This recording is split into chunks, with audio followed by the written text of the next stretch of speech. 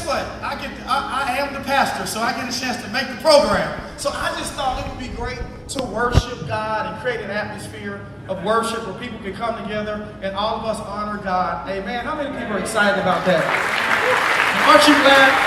Whether you're black, white, green, polka dot, whether you're an alien, whether you're from Saturn or Mars, wherever you're from, how many know that Jesus died for you? Come on, y'all. Let's act like we know church. Everybody may not be from church, but a lot of us are. Come on. How many are glad that Jesus died for everybody? How many are glad Jesus died for you? I love that song. I'll never know how much it costs to see my sins on the cross. I'll never know how much it costs to see my sins on the cross. That gets me every time. I never know how much it costs. When he saw my sins on the cross and he died for me, for us. And that's what being a Christian is all about. It's all about that. It's all about the love of Christ. And the love of Christ, when you're a real Christian, if you have a microscopic piece of God in your heart at all, that's more than enough to spark love for everybody. Amen? Amen. You can't call yourself a Christian if you don't love people. Come on, y'all got to talk to me real quick. You can't call yourself a Christian if you don't love people, man. And everybody's different, and everybody's come from different backgrounds, and we've all had experiences that's kind of shaped the way we view the world. And today I thought it would be fitting to have police officers. We have the mayor here, we have police chief here, we have the head sheriff, we have the sheriff here, and so many other people, other pastors here. I thought it would be great to get us together. I'm like a millennial leader. I'm 39, so I'm 1 year a millennial and the rest the next generation. And I kind of represent both worlds.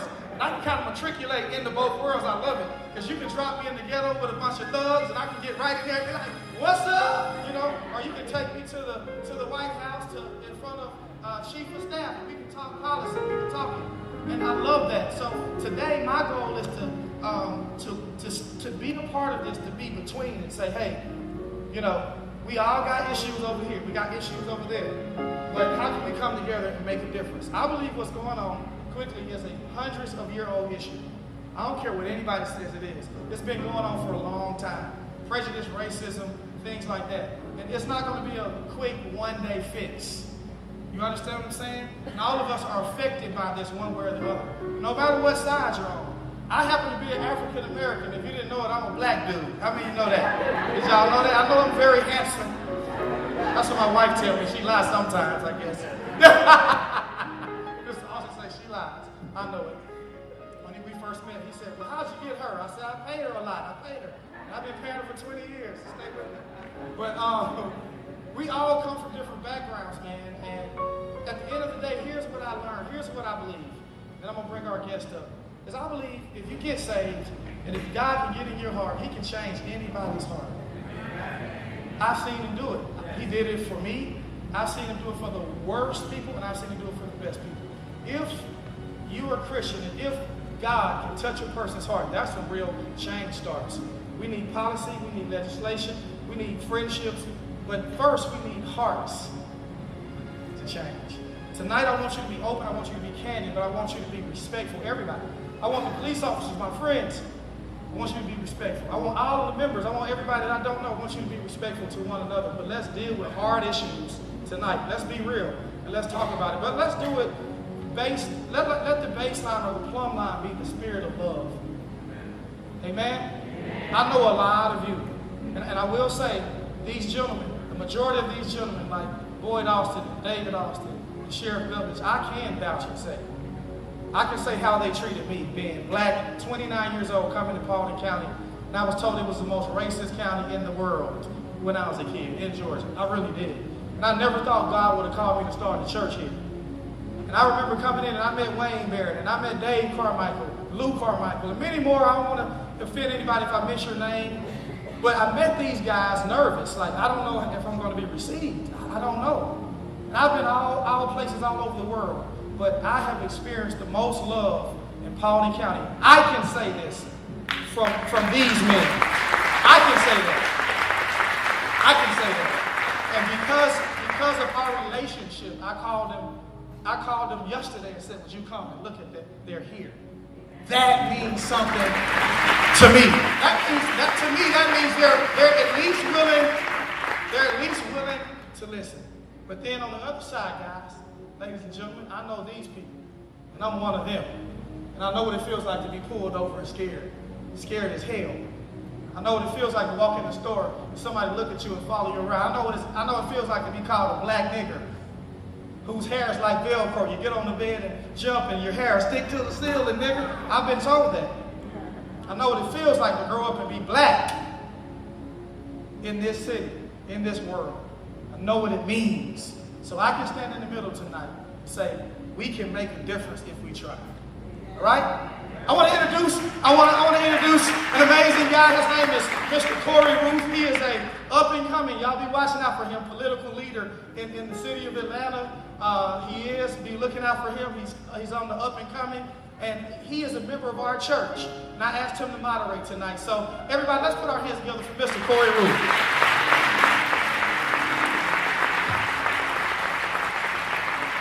Let's give the pastor a hand. Let's give our guest a hand. And finally, let's give the community a hand.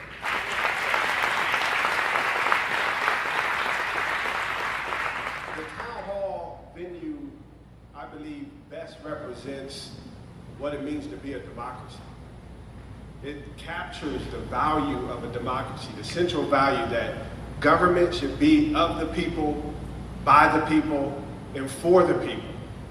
And in our form of government, the people who represent us, be they mayors or state representatives or police officers, they're us. This is not a detached group that comes from somewhere else to govern us. These are people who are of us and should be for us. And so we're here today to reinforce the notion that we believe that we are one, we are united, and the fact that we're all here talking about this issue and not out having a confrontation says that everyone here wants to see resolution and wants to see these relationships go forward. Amen. So let's give each other a round of applause. I'm going to invite our guest up. We want to be able to get as much in as possible. And so I'm going to start with the commission chairman, David Austin.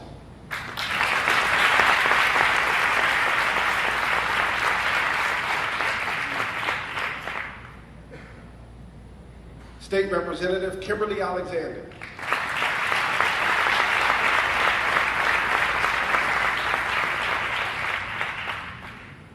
Mayor David Boyd.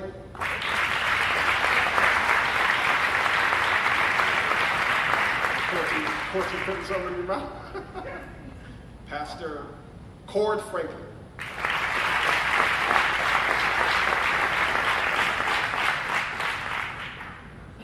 Sheriff Gary Village.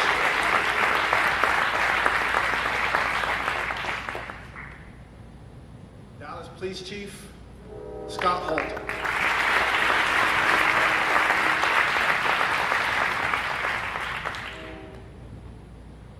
Thank you all for coming.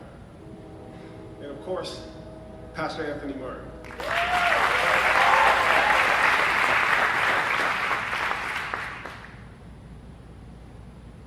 So let's go ahead and get started. I think we should start by doing a quick round robin to say what your role is in the community.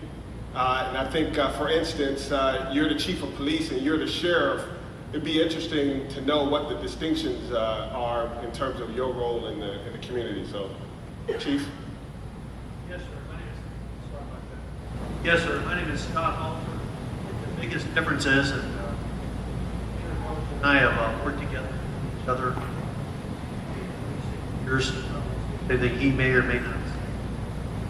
The role of the police chief is I'm appointed by the council. Sheriff Gullidge is elected. I serve the citizens of Dallas, discretion of the mayor and council, and of course the citizens. I've been a Dallas resident for probably 24, 25 years. I've worked in the city almost half my life, so I've given a lot of, if you will, just some blood, sweat, and tears. Because anyone who's conscientious, and not to brag of myself, takes it home with them. So it is a tough job, and I know all of us were praying last night. I can speak for the Dallas Police, and I think I can speak to the sheriff, and I talked to Pastor Murray last night, who I got to meet. This is a good community. It's not perfect by any means, but we do our best. We work well together to provide good, decent employees, and believe me, they're watching the news too. It's getting harder and harder to find any applicants to come to work for a police department. So my role is, to, again, not to get too far off base, is to serve the citizens of Dallas, the thousands of people who travel through Dallas every day. And it's important. We've always had the support of the mayor and council, and you have to have that. You need a good working relationship with your sheriff's office. We may not agree on everything. That's just human nature. But we resolve any few conflicts we've ever had, and we move forward. So when we needed some help, and we got the alert of a possible protest yesterday, Sheriff Gulledge, Colonel Hunton, and the rest will already say, let's get together, let's get a plan. I do want to thank people who are off duty, if you will, and I've got to use police terminology. Reverend Franklin and Reverend Murray were there and taking time out of their busy schedule to show up and lend a very supportive and helping hand. And everyone has responsibilities and obligations. I do thank you men, and I look forward to seeing you at the August 1st council meeting. We'd like to formally recognize them. They didn't have to do it. I also just asked, please be careful what you read in the newspaper. They have a job to do. They do a very good job of telling very limited information. And I'd ask we all, don't necessarily just judge. You saw a bad incident potentially in Louisiana and Minnesota. Those are communities far away, and I know, unfortunately, those things do happen. Police are going to make mistakes, but when we do, we have to own up to it and take action swiftly. But to judge mostly on a personal experience too. If you haven't had a bad experience with law enforcement, I don't think it's fair to judge, say, well, all officers are racist, all of them are heavy-handed. It's just not the truth. Come visit the City of Dallas Police. I'm there every day, Monday through Friday. We welcome anyone to come visit. I do thank you. It's an honor to be here, and I'm glad to take up too much of your time. No, let me ask you, Chief, before we move on, can you explain how your team generally will interact with the community? When do you guys come in contact with one another? Everything starts with a call into either a 911 center or the basic non-communications line. That starts the call for service, and we respond. Number one rule of a local officer, you got to get your calls for service. And so that's how we start the process. We've got a real nice updated radio system. Again, everyone in this room is more than welcome to come up and just say hello. Come get to talk to us. I think that's a barrier. Just come up and visit. Come talk to us anytime. We'll go to lunch. Everyone here is welcome. And so is the police department or the sheriff's department most likely to interact with the community through pullovers? It's hard to say, and I won't speak for Sheriff Gulledge, but we have 2 traffic units. They do traffic, and I will tell you, when the video cameras came out, it was the best thing. It forced people who were all imperfect to do a better job, to watch their behavior, to watch their language. So all of these, we recently spent close to $60,000 on a new camera system. The cars pull into the back parking lot. It starts the download process, and it's a foolproof system. And because of the checks and balances, I have a key to the evidence room, and I don't get involved with the video camera system. There has to be that separation. And we've got a good man up in the front row, the assistant chief, who handles that primarily. So that, I think they have an active traffic unit. I'm sure they do. But we're going to make this. We do make stops though. So, yes, sir. Sure. I'm Gary Gulledge. I'm your sheriff. The difference is I always tell everybody, I work for you. If you live here, I work for you. They elect me every 4 years, or they run me out of office every 4 years. So that keeps me in line. The way we get active in the service is usually 911 calls. We're a full-service sheriff's office. I'm responsible for every citizen that lives in this county and all their property. We run the courts here and maintain the county jail. We have traffic units like everybody else does, but if you call 911, some of the bigger counties, they have county police. And it's the same like a city police, but they're county-wide jurisdiction. I have jurisdiction in the entire county and to include inside the cities. The cities stay inside their jurisdiction and their city limits and do law enforcement there, and we do it in the whole county. We have always been brothers and sisters with the neighboring counties. If we need help, we call on them for stuff they have, we don't. They call on us for manpower and equipment, and it's kind of like a family. All these people, they come in, I look around this room, a lot of these kids we hire as kids. I went to work for the sheriff's office. I've been there 26 years. I'm finishing my 8th year as a sheriff. I started working over there making $6.25 an hour. Why am I here? This is my home. Why do I want to be the sheriff? I want to take care of all my guys and all the people who live in this community. This is my community. Me and Anthony had a talk the other night, and that's what I told him.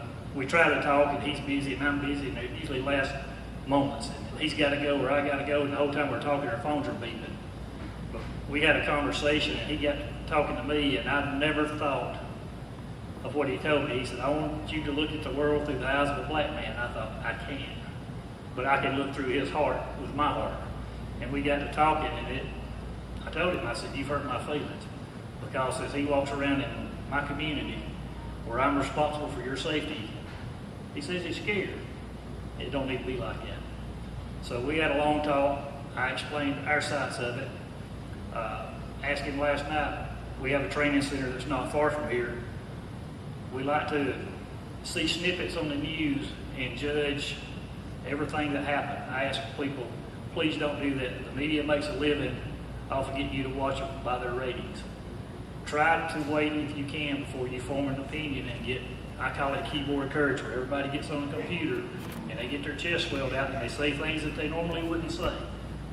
Try to stay out of it and let the system do what it does. If they're wrong, it'll get taken care of. If you've been treated wrong, that's the way the court is set up with checks and balances. At some part as you go through the process, it should either kick you out or continue on to the next thing. So, we get calls, all of our patrol cars have cameras. We get a lot of complaints where they're stopped. Some of them are legit. If they're legit, we deal with the officer. If they're not legit, I've invited, I don't know how many people, come to my office, watch the video. I've had them accuse my officers. The last one I handled was accusing my officer of hitting on his daughter. I'm thinking, what makes you say that? He said, well, he asked for her phone number. I said, okay. So I watched the video. It's just professional. And I try to grade everything, but I watched this video and I'm picturing my daughter sitting in that car. And I had no issues with how this officer spoke to that man's kid. It had been my daughter sitting there. And he said, well, why did she ask for her phone number? I said, it's filling out a place in the ticket so the court would have her phone number. So people get mad because they get a ticket, and it continues. Have you ever had a ticket you didn't deserve? I've had one. All those I got, I deserve.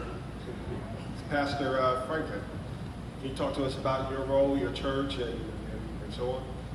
Thank you, Corey. Good evening to everyone. My name is Cord Franklin. I'm the pastor of Mount Olivet Missionary Baptist Church. It's in the Yorkville community, and I have the pleasure and the privilege of being the pastor of the oldest black church in Paulding County.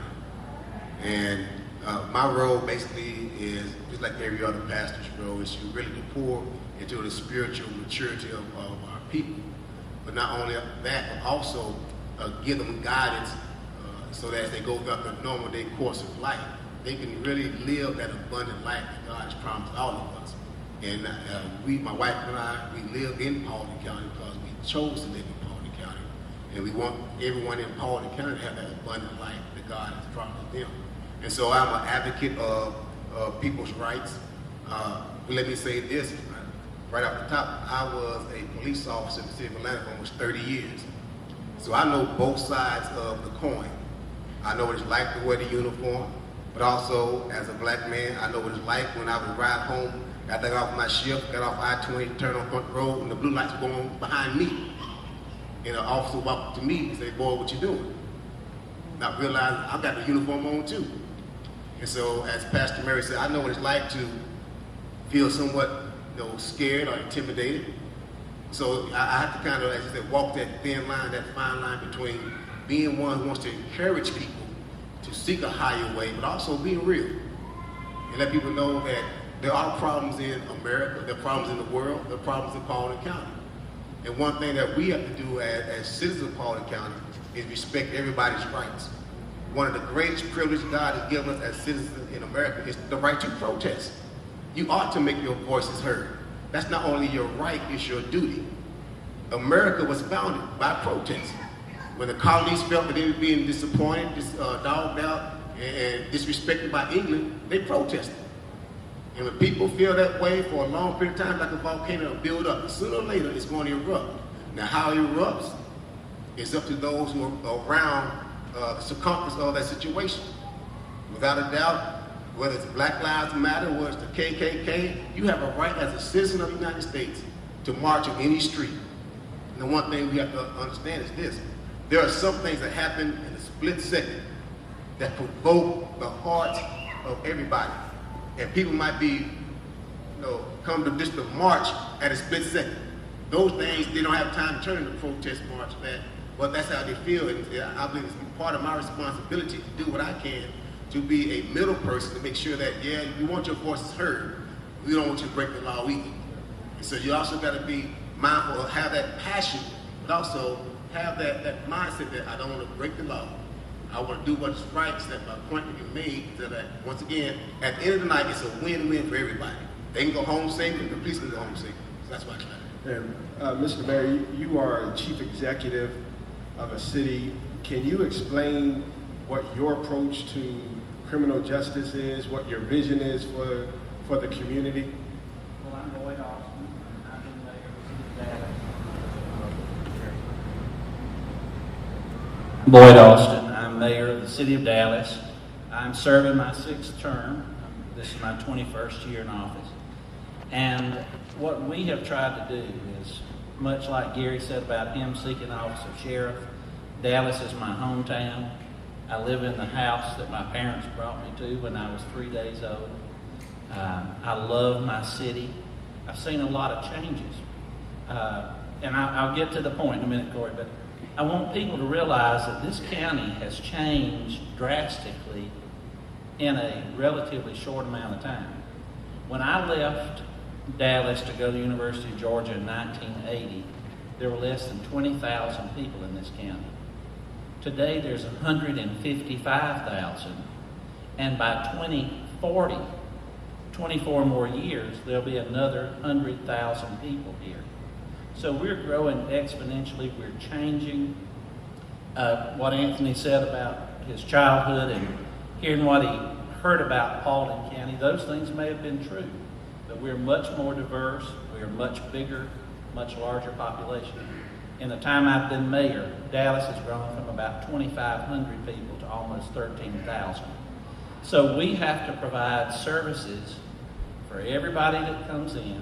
We have to be able to adapt to changes in the population. One thing that I think some of our police officers will tell you they have a great challenge with is people speaking a language they don't understand. Those are things that are challenges for us in the years to come. But as mayor, I think any of my officers, particularly my chief, would tell you that my first concern is the safety and the security of the people and the property of the city of Dallas. I want people to be treated fairly. I want them to be treated respectfully. But in turn, I think my officers deserve the same treatment. We are all children of God. We are all human beings, and we ought to treat each other respectfully and honorably. Sometimes we need to take a breath. I have a quick temper sometimes, and I try my best to breathe and count to 10. It's hard to do, but that we act in a manner that best suits us and represents our fundamental Christian beliefs. So can I pass you to come back? So I want to go to State Representative Kimberly Alexander. You are in the Gold Dome in Atlanta, and the gentleman that we just spoke to are local. Give us a perspective at the state level of criminal justice. I know you guys just started working on criminal justice reform. But I want to add something. Kimberly, Gary, and I all graduated from high school together. So we have grown up in this community. Kimberly and I graduated on time. Gary was in the 7th grade for about 5 years ago. We were all in the same class. And you notice they always ask me, why you look so younger than they do? Once again, I'm Kimberly Alexander, and I'm a state representative, and I have a portion of Paulding County, and I also have a portion of Douglas County. So I actually have the heart of Douglas County, and so for those of you who are saying, well, are you my state representative? If you vote at Taylor Farm, then I am your state representative. At any rate, and I love to tell this because I was elected in 2012, so I'm the only African American female to hold this seat in Douglas County and Paulding County. As a matter of fact, I'm his state representative, so he's in my district. So let me just give you real brief, I'm gonna go fast, a little bit about my background. I have led marches. I was a community advocate before I became a state legislator, so I worked in the civil rights community for over 12 years. I led a march up in Paulding County with under 50 people. I also led a march down in Douglas County, one of the first marches, over 5,000 people. So I do believe in the protest, and I do believe in having a march as long as we're gonna have a positive outcome and we're gonna have solutions. Now what I do down at the Capitol is, it's an honor to serve you. I say this all the time. It's an honor to serve the citizens that I represent. One of the things that we were able to do this year, and this comes from out of all of the racial profiling from last year, is this year we passed a bill in the state of Georgia. Law enforcement can be in the grand jury to testify. And so there was a lot of concerns about that, so now they cannot be in the grand jury to testify. So that bill was passed this year and was signed into office July 1st. What I would hope to see, and one of the things that I was pushing for prior to becoming a legislator, is accountability courts. Way before we had accountability courts, that's what I was pushing for. We now have the accountability courts, and now you guys up here have one accountability court, and I'm hoping that you're gonna get more.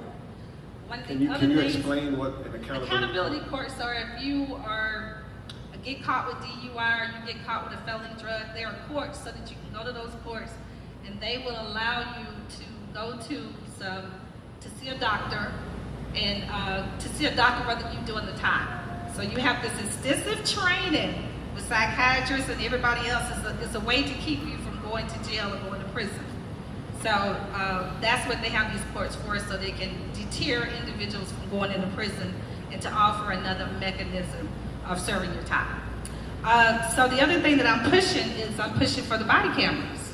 Pushing it for up here. I've talked to Gary about it a couple times, but we're gonna get the body cameras down in Douglas County, and at the end of the year, I'm hoping that would come up here in Paulding County, and they will also get body cameras. One of the things that I've done when I was a part of civil rights is I tracked racial profiling.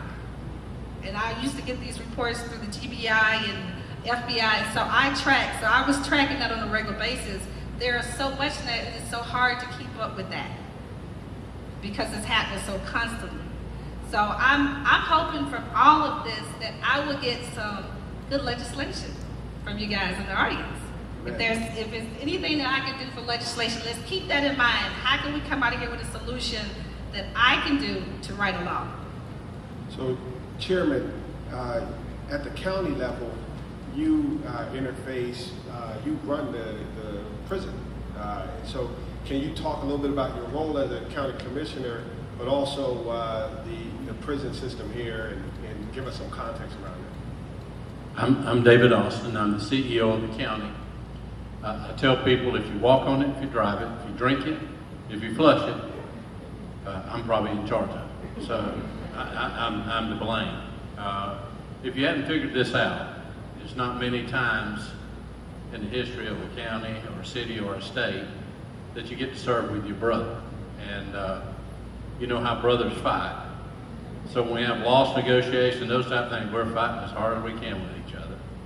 And Boyd has said many times, we collide more than we collude. But it's been an honor. Boyd, after 21 years, has just been elected to serve as the president of Georgia Municipal Association. That's all the mayors and city council all over Georgia. So great honor to serve you. What we have in our county is a jail system, and there's no prison system here, but we have a jail, and that's the responsibility of our sheriff, wholly and solely. Now, where we are with that, and you're probably going to see a bond referendum in November on the ballot, is that we're operating with a jail that's probably, if I said 20 years past, would that be its useful life? It was brought in as a modular system. It was scheduled to last so long. Back in that day, we were getting a lot of state and federal prisoners. In fact, you may have heard of a famous prisoner, tow cars, was in Paulding County jail. What my job is as CEO is to make sure that our county is financially stable. Since I've been your chairman, we've had 2 rate increases from bonding agencies. So we are now rated at AA1, which there's only one rating higher, and that's AAA. By doing this, we can sell bonds to build a new jail, and we can get them affordable. And that's my job, to make sure that we balance a budget. I came in 2009.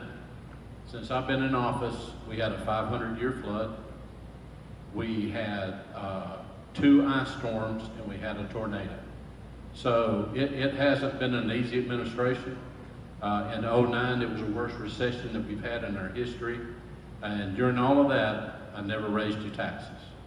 I had to change millage, but it doesn't change your taxes if your value goes down. Now that values are coming back up, we're still not doing a tax increase. So just want to pass that on to you. Chairman, let me ask you a question. Since you're seeing the intake in the jails, do you think, and we're going to pass this along to everyone, do you think race plays a role in the law enforcement? Obviously, you have view of this county, but in general, do you think race plays a role in terms of stops, arrests, and ultimately intake into the jails? I get a monthly report from Sheriff College, and you can see that report. It's available to you. I haven't, and you know, I have other responsibilities. I'm out of the county a lot, and on boards that I serve to help serve Paulding County. Like, we don't have our own water source, so I serve on a water board in Cobb County that we buy our water from. We just got the 404 permit 6 months ago to build our own reservoir. So I deal with more of those issues, and I tried to tell the sheriff what to do one time, and I got called in a meeting with the judges and the sheriff. You remember that? I went in the office in 2009 fixing everything, and I had a problem. I just started fixing it. And I got called in a room full of all these elected officials, and they said, you set our budget, but you don't tell us what to do, and you don't run our department. So ever since then, I hadn't told him what to do, even though my wife whipped him in the 4th grade, back when you could still whip kids. And he said to me, "You married my 4th grade sweetheart." I said, "What do you mean?" And he said, "Your wife was my teacher." But that's a better question for Gary. You know, my friends are black, my friends are white, my friends are Hispanic. My best friend in the world is Alan Poole, and he's a black commission chairman in Harrison County. Don't have a better friend in the world. Kimberly and I talk on a monthly basis, and I tell you, I love her better than all the rest. Okay, now I want to take some questions from the audience. There's 2 mics in the aisles, and so I want to encourage you to come up. What are you doing? You asked a question. I don't think. I'm gonna come back to it. I just want to give the audience a chance because we got 30 minutes. What's your name, and tell me who you want to direct the question to. I want to direct it for everybody. My name is Edward Powell. What am I doing? It's tilted towards you. Right. Can you hear me? Yeah. Okay. And I work for the water department of Water County. I had guys come in the break room today telling me that, you know, if y'all march up there in Paulding County they're gonna lock y'all up. Don't bring that junk down there with them. I went to the first march down in Atlanta this weekend, and it was pretty cool. But I'm listening to them, and I'm like, we all in here. Problem is, the white people don't understand us. You see a handful of white people here. You know what I'm saying? So, of course, they can't communicate with us because they don't have no interaction with us. You know what I mean? So, you look at these elected officials, that's good and dandy. They're in their little cul-de-sacs and everything, but we talking about soldiers out there on the front line. Because I served in the Army for 23 years. So I know how it is to work with, different cultures and everything. And it's frustrating because it's like, I listen to old stories of my grandmother, and we going through the same thing.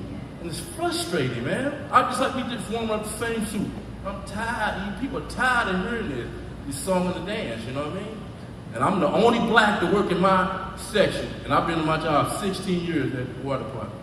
So the only interaction they have with blacks is me. Like I heard what you just said. She's your friend. Well, of course, y'all work together. What about anybody else? You know anybody else that you can say you know other than someone you work with, like just a regular Joe Blow? Oh, yeah. Sure.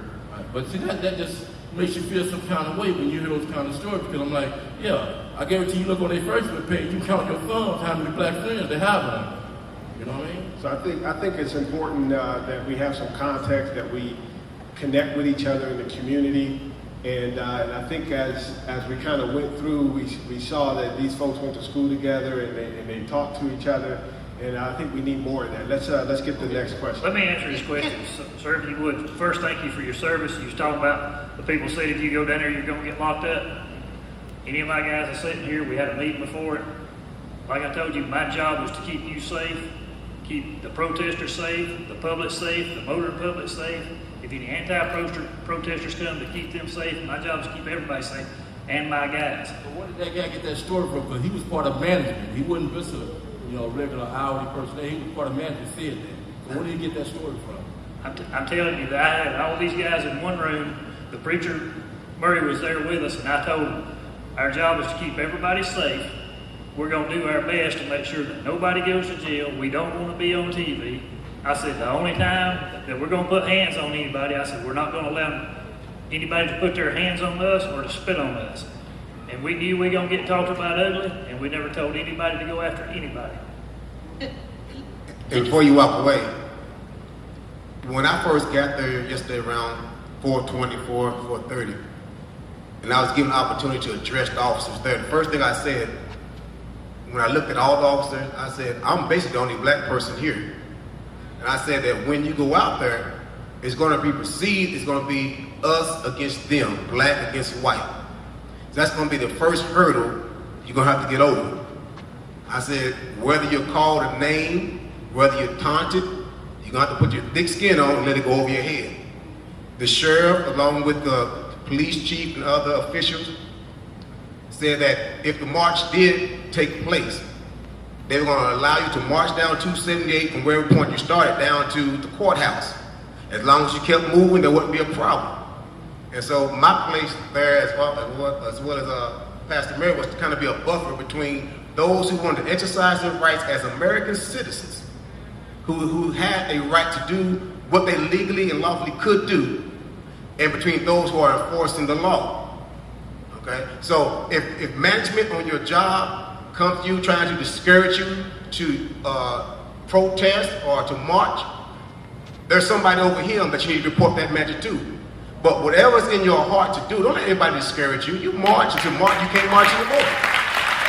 And I'll stand right there with you. I'll make sure that your rights are protected. But once again, keep in mind, this is what I told him. But if you cross the line and break the law, I'll be right there when they put your handcuff and take you away. And I told the police officer, if they break the law, I'll be right there when they take them away. Okay? Because I'm not on anybody's side, I'm on God's side. God's side on the right side. Don't let anybody discourage you from doing what you have the right to do. Let's get to the next question. My question will come after I give you guys a brief introduction. Could you please speak closer into the microphone? Yes, Mr. Austin. My name is Faye Dickerson, and I know Mr. Austin. And many of you here at Oasis know me. I'm Miss Faye. But what a lot of you officers don't know that I am the stepmother of Brooks Emery, which is one of the finest police officers in Paulding County. I'm married to Barry Emery, who went to school with Mr. Boyd Austin, and Boyd Austin told him when he was in second grade that he was going to be mayor of Dallas, Georgia. I came kicking and screaming to Dallas, Georgia. I'm a country girl from Camilla, Georgia, who wanted to live in the city, but I fell in love with a white guy named Barry Emery, who bleeds red, his heart isn't white or black, he's just a man.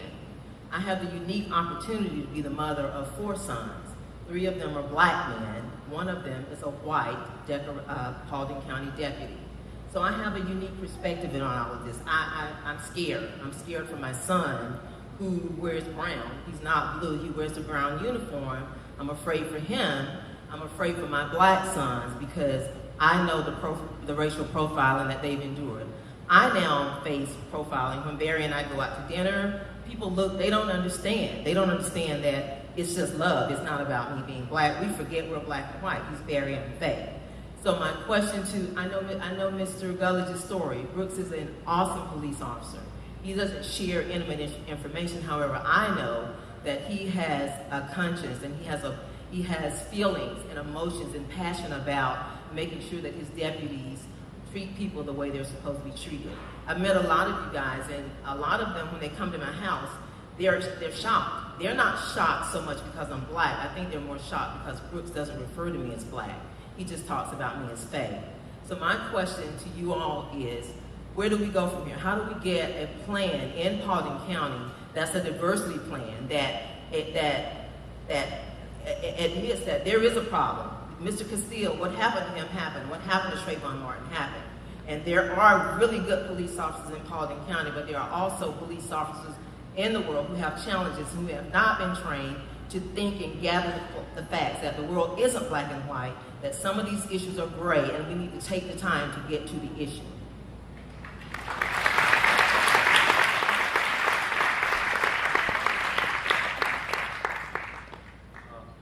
Thank you, ma'am. I think this young man said that, and I think the man in the back, he said you're all friends.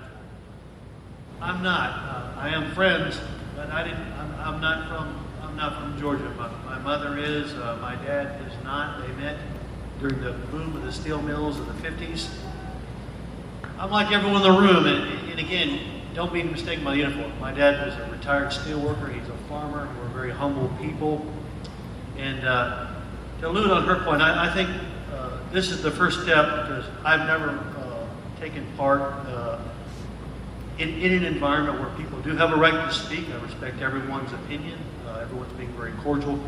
But this is a good start. But as far as individual law enforcement, again, I've known the sheriff 25, 26 years. We both spent about half of our lives, believe me, not making a lot of money, a lot of blood, sweat, and tears, a lot of different shift work.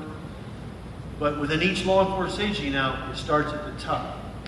If they feel the chief or the sheriff is a hothead, condones after-hour partying, after-hours roughhousing, that there's a heavy-handed agency, or tolerates the profiling, that's where the troops are going to see that from. And so when the officers see the chief or the sheriff does not put up with that type of behavior, knowing the mayor and council don't put up with that behavior, that's where it starts and that's where it ends. And I told Pastor Murray last night, I said, myself, the assistant chief up front, and several others, got the opportunity to work a federal grant back in the 90s.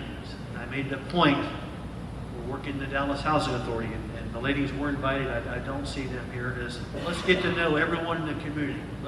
I get out and walk at night. We had 6-hour shifts. Let's get to know the people, because you don't know everyone until you stop and talk to them. And I felt it was a big impact. I hated when the grant ran out.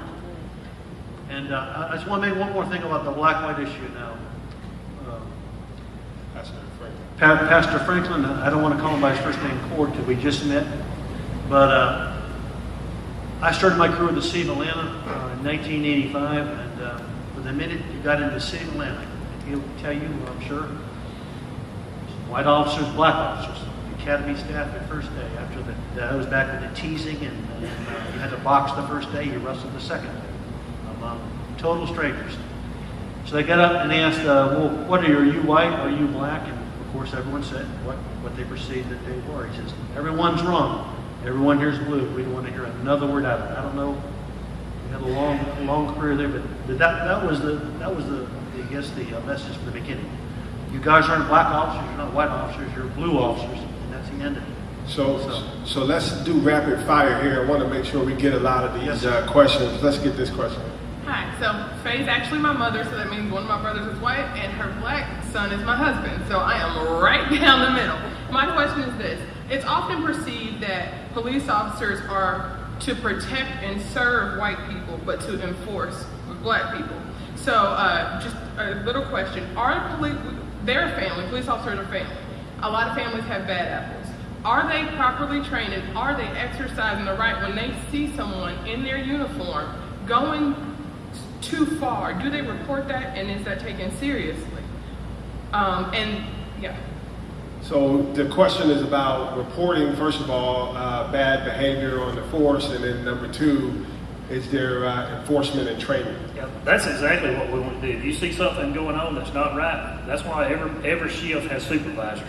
And we want you to start with the lower line supervisors, and it continuously goes up the chain. I can't deal with every complaint that comes in the office. Of course, I got 200 officers.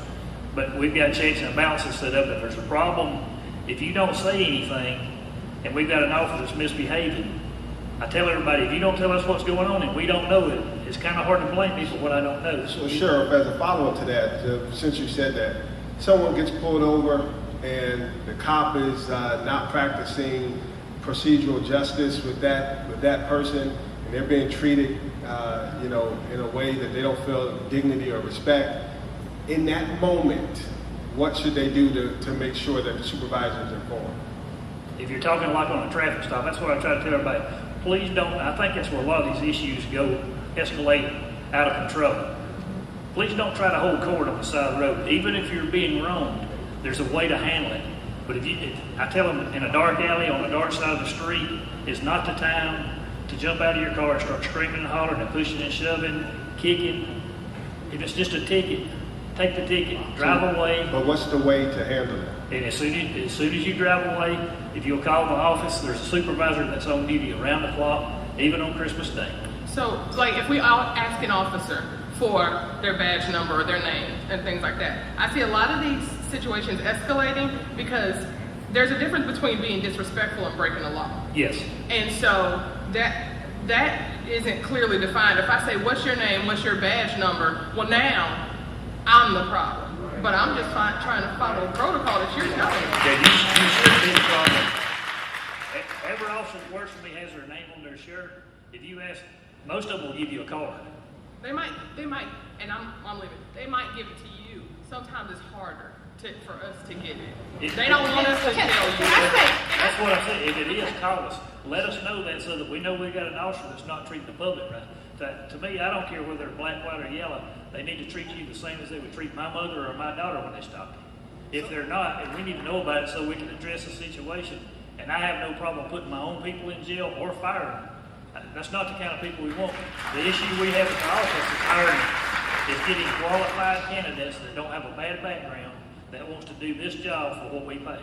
As a citizen, this is what you can do. Always tell people to always be looking at that badge number. But when you ask for that, they have a number and they have a name. They also have a number on the back of their car.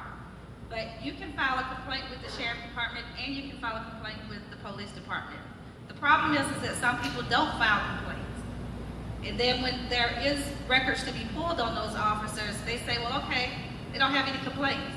So I would encourage you that if you feel like that you have been stopped, that you should not have, or whatever may have occurred, do file those complaints.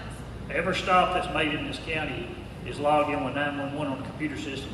The time, the location, and you could ask any of these guys in uniform, if they perform a traffic stop and they don't call on the radio, and I find out about it, they are no longer employed. So let me ask a question, Sheriff and Chief. Is it illegal to be disrespectful? No, it's not illegal to be disrespectful. I get disrespected all the time. Okay, but I'm saying the question. My rule of thumb for my guys is be as nice as you can possibly be until it's time not to be nice. But can being disrespectful get you locked up? It shouldn't. Okay, but So it does. if it does, we need to know about it. Okay, so what I want to say is to everybody is not to be disrespectful, because it's not illegal to be disrespectful, but you can go to jail obviously for being disrespectful. So don't be disrespectful and wait and file complaints and take it up the chain and take it up the ladder to make a difference and make an impact. That's what I wanted to say, because that was a great question, and I think because some people can feel, even myself. We were talking. I was like, I'm the pastor of the church out here in Paulding, and know all friends. But even me, I can feel funny saying, "Well, can I have your card and badge number?" I feel like that's confrontational. And that's what every car that we got, and we do it for a reason. There's a tag on the front with their badge number on it. There's a card number on both sides and on the rear. Well, let me interject real quick, Pastor Mary, because that should not be confrontational. No. As a police officer in the city of Atlanta for almost 30 years, as long as I was in the right, you could ask me for my badge number, my telephone number, my shoot signs. Yeah, but, I didn't care. Yeah, but if I was in the right. But if you're a cop, just say you're a police officer, you had a bad day. Okay. You had an argument with your wife, and you are pissed. And you pull somebody over. Okay. And you wasn't intending on doing anything, but they said the wrong thing to you, and it reminded you of what your wife just said, and you are pissed. Okay. Am I going to jail? Probably. So What I'm saying is, I agree. What I want to get the point across is, it's not illegal to be disrespectful, but it's not wise to be disrespectful. But what I want also, I'm not saying about being disrespectful, but asking the officer for the car is not being But disrespectful. they can take it as, what I'm saying is, perceived disrespect. Well, The tonality, whatever. If I'm a person like everybody else. If you catch me on the wrong day, no matter what you say, it might be disrespectful. I So, can say, what's for scary- 26 years sure, I've been what's- working and writing people tickets. I've never wrote anybody a ticket and made them happy. Right, but what's afraid, I'm just saying, what's scary, what's fearful for people, I think, is to feel like police officers are not being held by the same standards that they are enforcing. You can disrespect me, you can put your hands on me if you feel and get away with it because you're a police officer. And if I do it, I'm going to jail or get killed. And I think that is what people are saying. But what I'm saying on the other side is don't be disrespectful because of the possibilities of anything happening. And I think a lot of times that happens. And I think it's the multiplicity of reasons why things go bad. But this is just one part that I think we could adjust, just having the knowledge of it. And I think the other part, and I'll move on because we're running out of time, is the badge. Remember, the sheriff said it's on the front of the car, the back of the car, right here. So pay attention. See, that's one thing here. There's no badge number on us. We don't. All my badge says is Paulding County Sheriff, and everybody else. We don't have a number on there, but everybody has a nameplate. If they're wearing, you stand up, Robbie, turn around. This is our chaplain. You ain't got to ask him what his name is. If we wear, that's our Class C uniform. It's got our badge on it. It's also got our name on it. Everybody's name is on their shirts. You don't have to ask for a card, but you should be able to call any supervisor. We get with 911. We pull the videotapes, and that's usually what happens. A lot of people. And they can pull that without the officer's name? Yes, all they got to do is tell us the time and the location, their tag number. I can call 911 right now and give them your tag number, and they can tell me if you've ever been stopped in this county. What? Every citation position, It has every officer's name. Yeah, if you get a citation in the middle of the ticket, their name is printed because most of us can't write worth a flip. And beside it is their badge number, and on the bottom is their signature, and you can't read it either. Well, Corey. The ticket number we can find. I hate for us to leave. Feeling you cannot ask an officer for a card. That's ridiculous. Okay, let's get the My name is Emily, and I'm coming from being a parent of 2 teenagers. What do we tell our kids about everything that's going on when we teach them from little to respect the police and to trust the police, and if anything happens, to look for the police when they see everything that's going on? I'd like to answer that, if I may. Not sure what this is. What you're seeing on the news is you're seeing an abbreviated clip, a clip that provides the most sensationalism. What you're not seeing and not ever hearing is the actual statistics that are available. And I didn't bring them with me, but I didn't hear you, sir. But the children are also seeing these clips and seeing stuff on social media and seeing stuff on the news. What do we tell them when they're afraid to be stopped by the police and they're afraid to encounter the police? I think that's a pastoral answer. You guys want to jump in there? So really, she's asking, how do you communicate to your children when they're watching this stuff on television or when they're hearing stories in the community about the police interaction with the... Good question. Good question. I think that what I did with my girls and what I do with the young guys in the church is I tell them the truth about what's going on, the reality about you being black in America. And I tell them that everybody's not prejudiced, everybody's not racist. It's great white people, it's great black people, it's bad black people, it's bad white people, vice versa. And what I tell them is to always be respectful. I told my girls, keep your mouth shut, be respectful. Yes, sir. No, sir. Yes, ma'am. No, ma'am. And then come get me. Go to jail or whatever, and come get me, and then we'll take it up the chain. Don't try to fight them. Don't argue with them. Don't do anything. But and then I tell them, but still, in some cases, with some people who are prejudiced and racist and got an issue, it's still not enough. Because if you're a prejudiced white man and you want to kill somebody black, no matter how respectful or not respectful a person can be, it can happen. And I give them that truth, and then I talk about faith in God. At the end of the day, we gotta hope and pray and trust God. And then the last thing I tell them is fight. If you're about to die, live and come get me. We're gonna go up the chain. I mean, I know it sounds bad, but I think everybody, but you should have to tell your kid that. If you're about to kill me, and I know it, then I'm fighting for my life. I'm fighting for my life, man. But again, let me say this. I want to let Pastor get a chance to clear up what he was saying about respect and getting a card. But I just think that it's, again, tonight, there's no one answer. There's no quick fix. Tonight's not going to fix this. But what it can do is alleviate pressure, and I hope that people who are watching this online and people who are here, my friends and people that I don't even know, sheriffs and police officers, I hope you will hear people's heart, man, and know that what you do, you've been empowered, you got power and authority that regular people don't have. You got superpowers. You get a badge and a gun and respect just because you put it on, and it's who you are. And we got to respect it because of who you are. And you got to respect that and know what you do affect people. What you do affect people's life, it affects people's families, it affects people's futures, and it has ripple effects that you can't quantify. If you have a bad day and go off. If you got a bad day and you mad, go stay home, take off. Because you have too much power. It's just like us pastors. And what we do, you have too much power to abuse it. Bottom line. That's what I tell my friends, my members, and I tell my kids that, man. That's what I believe. But real quick to the young mother who just sat down. For every one clip you see on TV of an officer abusing his power, there are 100 other clips that the media would never show of an officer doing the right thing. So you have to present both sides. But also, I travel around the state conducting seminars on how to interact with the police. I would suggest at your home, when you have some private time, run some scenarios with your children. You be the cop, put them in a situation, see how they respond, then you can give them the right information to do. Now, once again, that's only good in a controlled situation, and hopefully wherever they have that situation, it will be a controlled situation. There are some variables we would never know that will cause people to do whatever they do. But once again, for every one clip you see on YouTube, on Snapchat, whatever all these things are in social media, there are hundreds of thousands of videos you would never see of police officers doing the right thing. Black, white, Asian. So they're out there. Go on Google, put your insert, good officer, and they'll show you some things.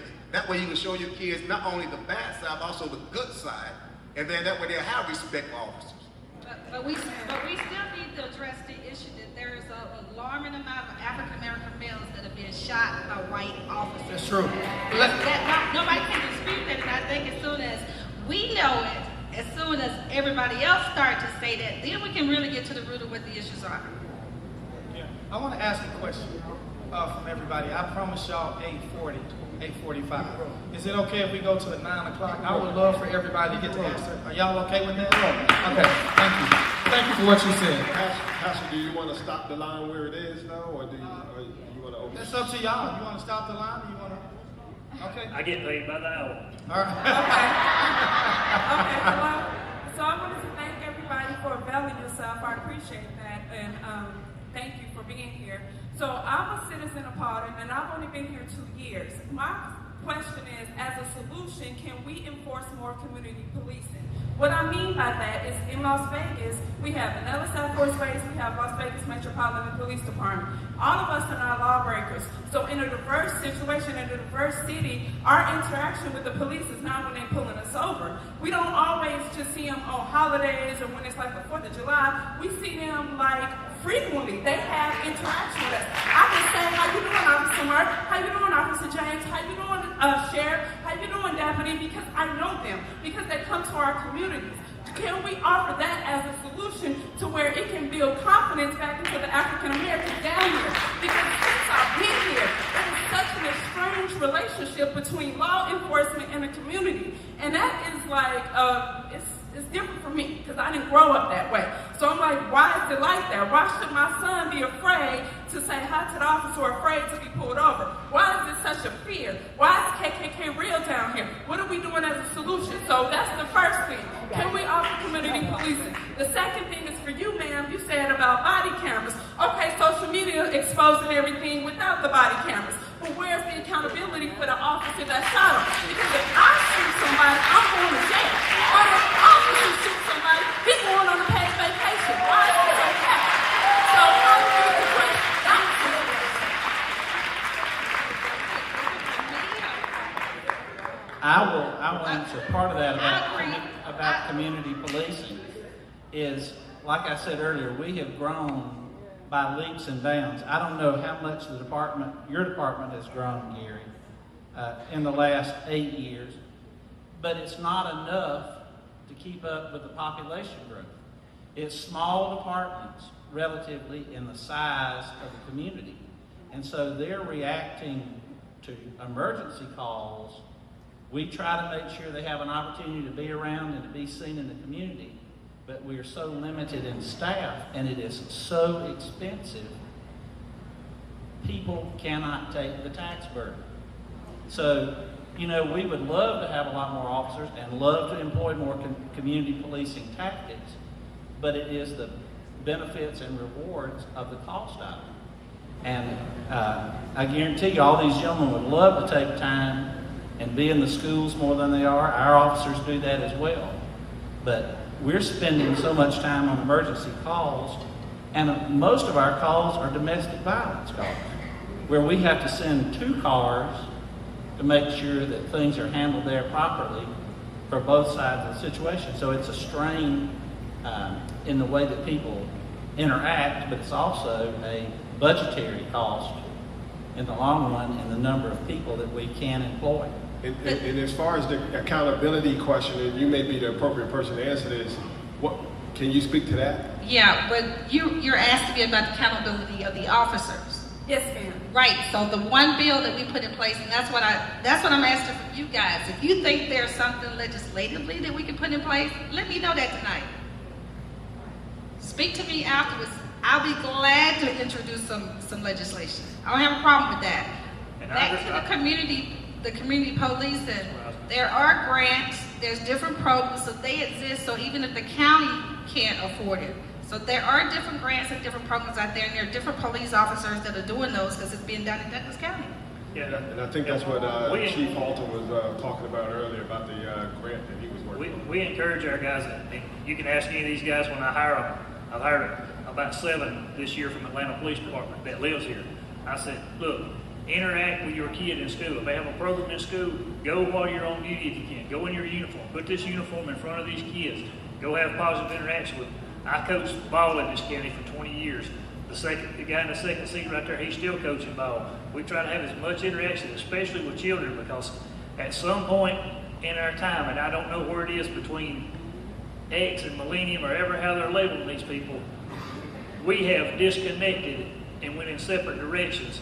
And how do we plug back in? Is the only way, is like I told Pastor Perry, the only way we can do that is my heart's got to see into your heart, and your heart's got to see into mine. And I don't know how we get that to do it, because just like this week, most of these guys probably getting 4 to 5 hours sleep a night and working continuously, but we don't have that many people on duty at any one time to say in the morning at 5:30 is when we change shifts. Do you know how many cops from my office is patrolling the streets in this county? I do not, sir. I do not. So do we need to have more police officers? That's what I'm telling you. There's 12 patrolmen in this county answering 911 calls. At lunch, we bring in 5 more. And then at night, there's 14. It works from 6 at night to 6 in the morning. Having more police here will, of course, give you more interaction with the public and time to do it. I don't hold myself above any of my guys. You'll catch me on the side of the road directing traffic. You'll catch me on the side of the road changing flat tires. Norman got put on Facebook last week changing a flat tire.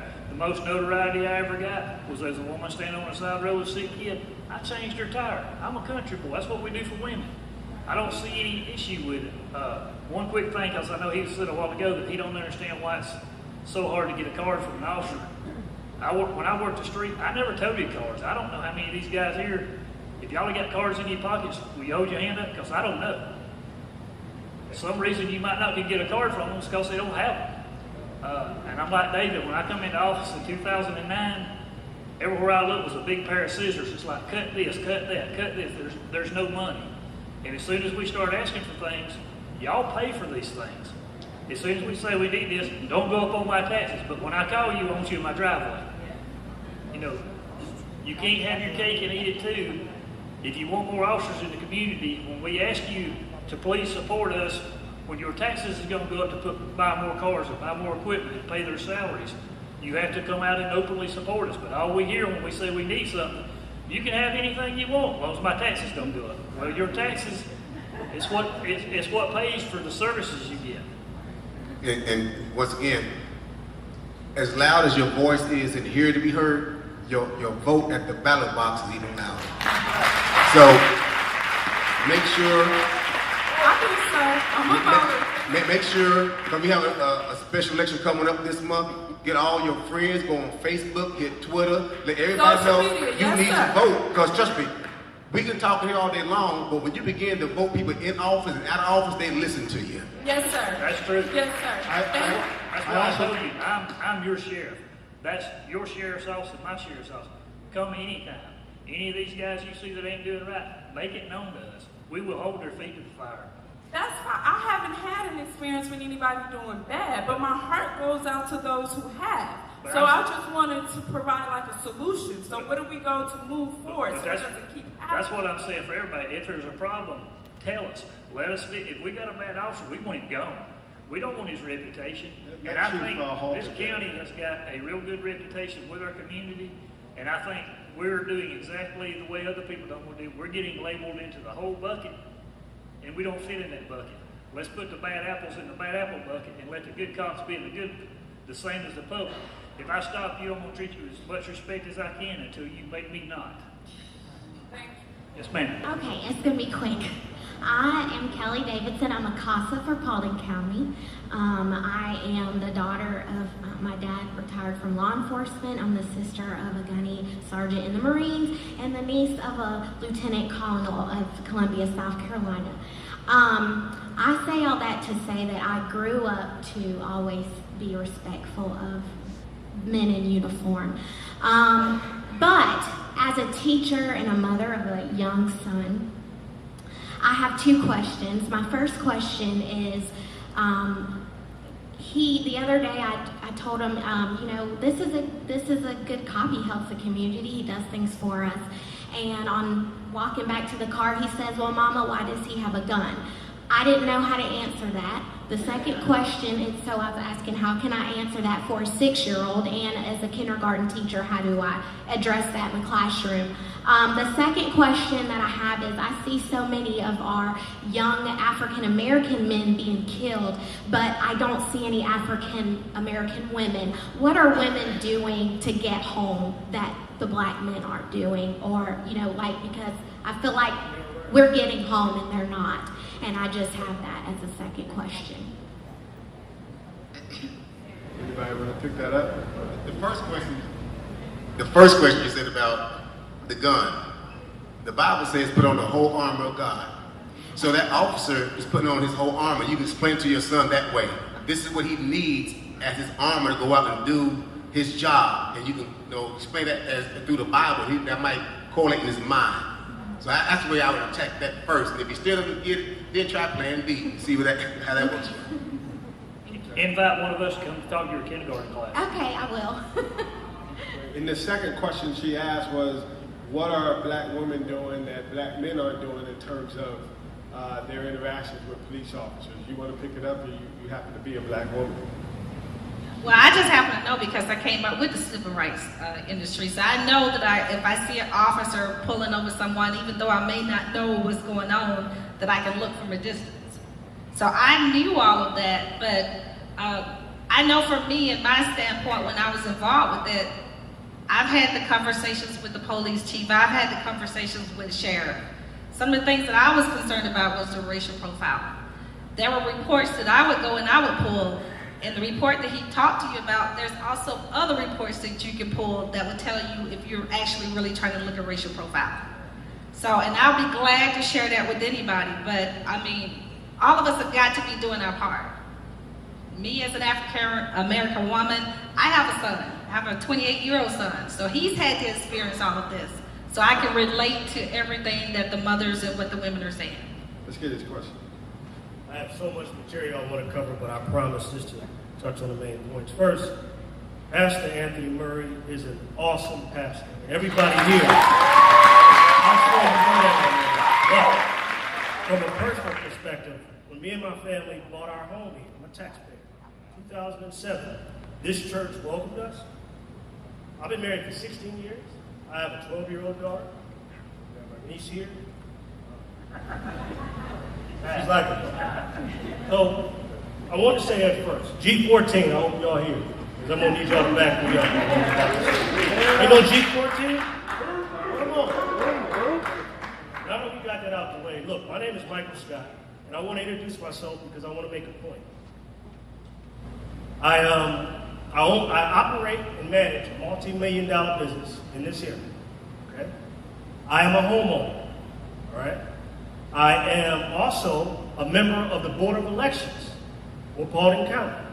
All right? I am a leader in the Democratic Party in Paulding County.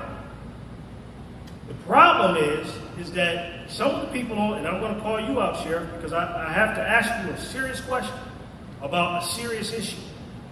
The problem is that you made a statement saying that supporters of Black Lives Matter movement supporters, protesters were coming to this community. You are looking at a Black Lives Matter supporter. And I live here. And there's a lot of Black Lives Matter supporters that are taxpayers, that are homeowners, that work in this community, that live in this community. There is no outside agitation going on. There is black people that care about what's happening in our nation. No different than how black people care about the civil rights struggle. So for some of the comments that you made, now, trying to be brief, please bear with me.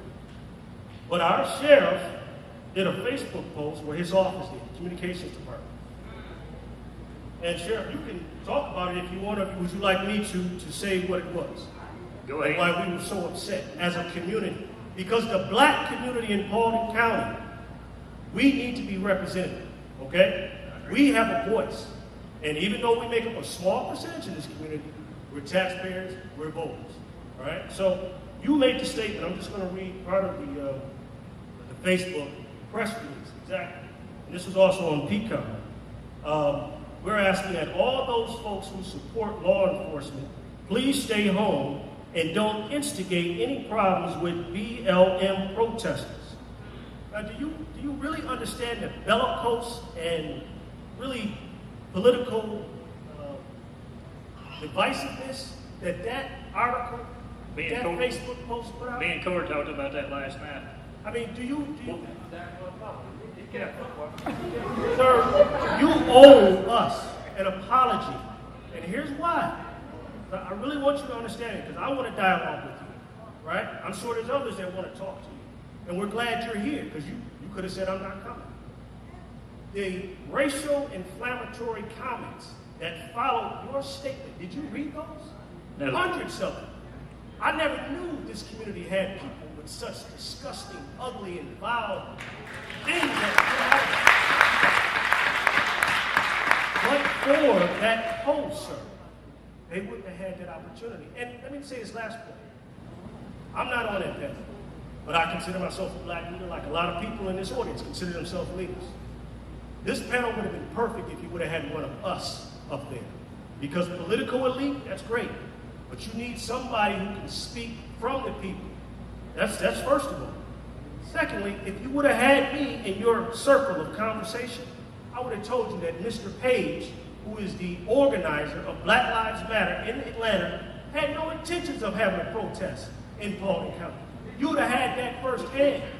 You would have knew that, but instead, how many thousands of taxpayer dollars were spent while a military operation was taking place on 278?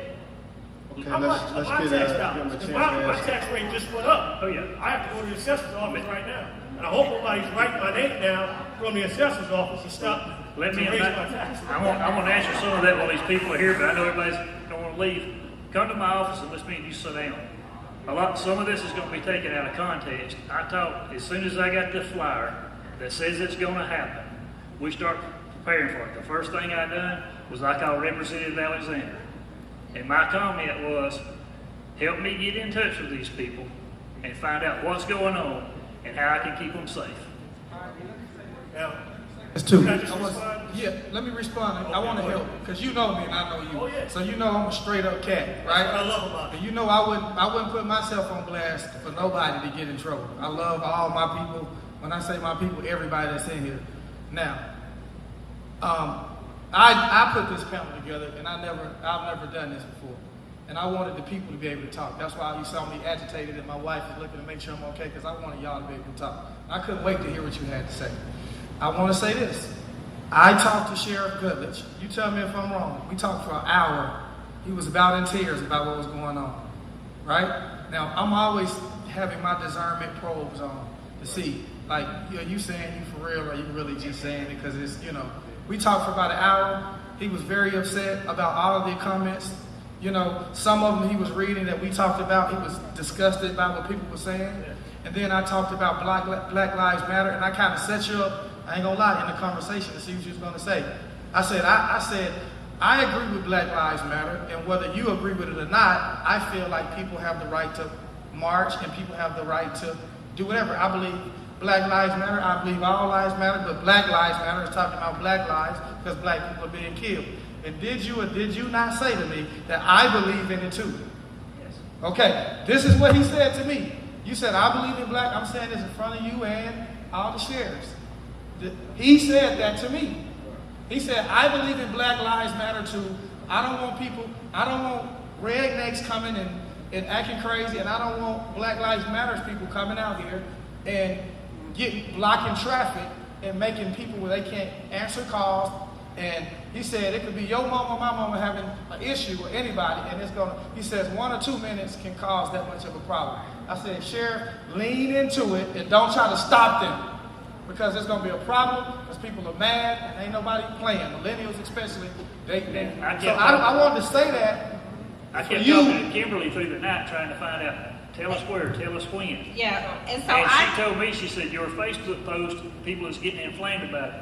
And I told her, she said, you need to get on there and delete him. I said, there's 2 of us that monitors this Facebook page, and we're both down there trying to do our jobs and not do that. Did I learn something from it? Yes. We'll get more people that can get on there and stop it. And when I talked to her, Ashley Henson is my public information officer because he's a lot prettier than I am. And you can ask him to sit there if I lie, he can throw rocks at me. I says, we can't control the thing, delete it. Take it off the page and it's gone. And Mr. Scott. But what other people said, I can't control what you said on there, I can't control what they said on there. But Mr. Scott. I said it was political demagoguery. I said it, I was the guy that said it was political demagoguery because what it did was inflame all the different elements in our community to have now a venue to vent that frustration and to really hide behind social media. Because they're probably not here. Those people that had all those negative comments. We call it keyboard courage. Exactly. Where they can't do like me and you and have a conversation. I'm happy to be in this community. This community has not had any problems with people getting murdered. Amen. That's We don't good. want them. And we don't want it. But part of that is this dialogue to make sure that inflammatory comments like what was on that Facebook page does not happen. And I would implore you, sir, to sit down with whoever wrote that particular press release. And I'm not saying you need to reprimand them, but if they need to take a class or something about how to communicate with your constituents. All right, let me go to. Well, hold on a second, Mr. Scott. I want you to know when I read that, I told the sheriff to his face, you have to be careful what you say, because even as a black man, when I read it, I know how it sounded. When you say law-abiding citizens stay home, you infer that they were not law, and I told you his face. I told him.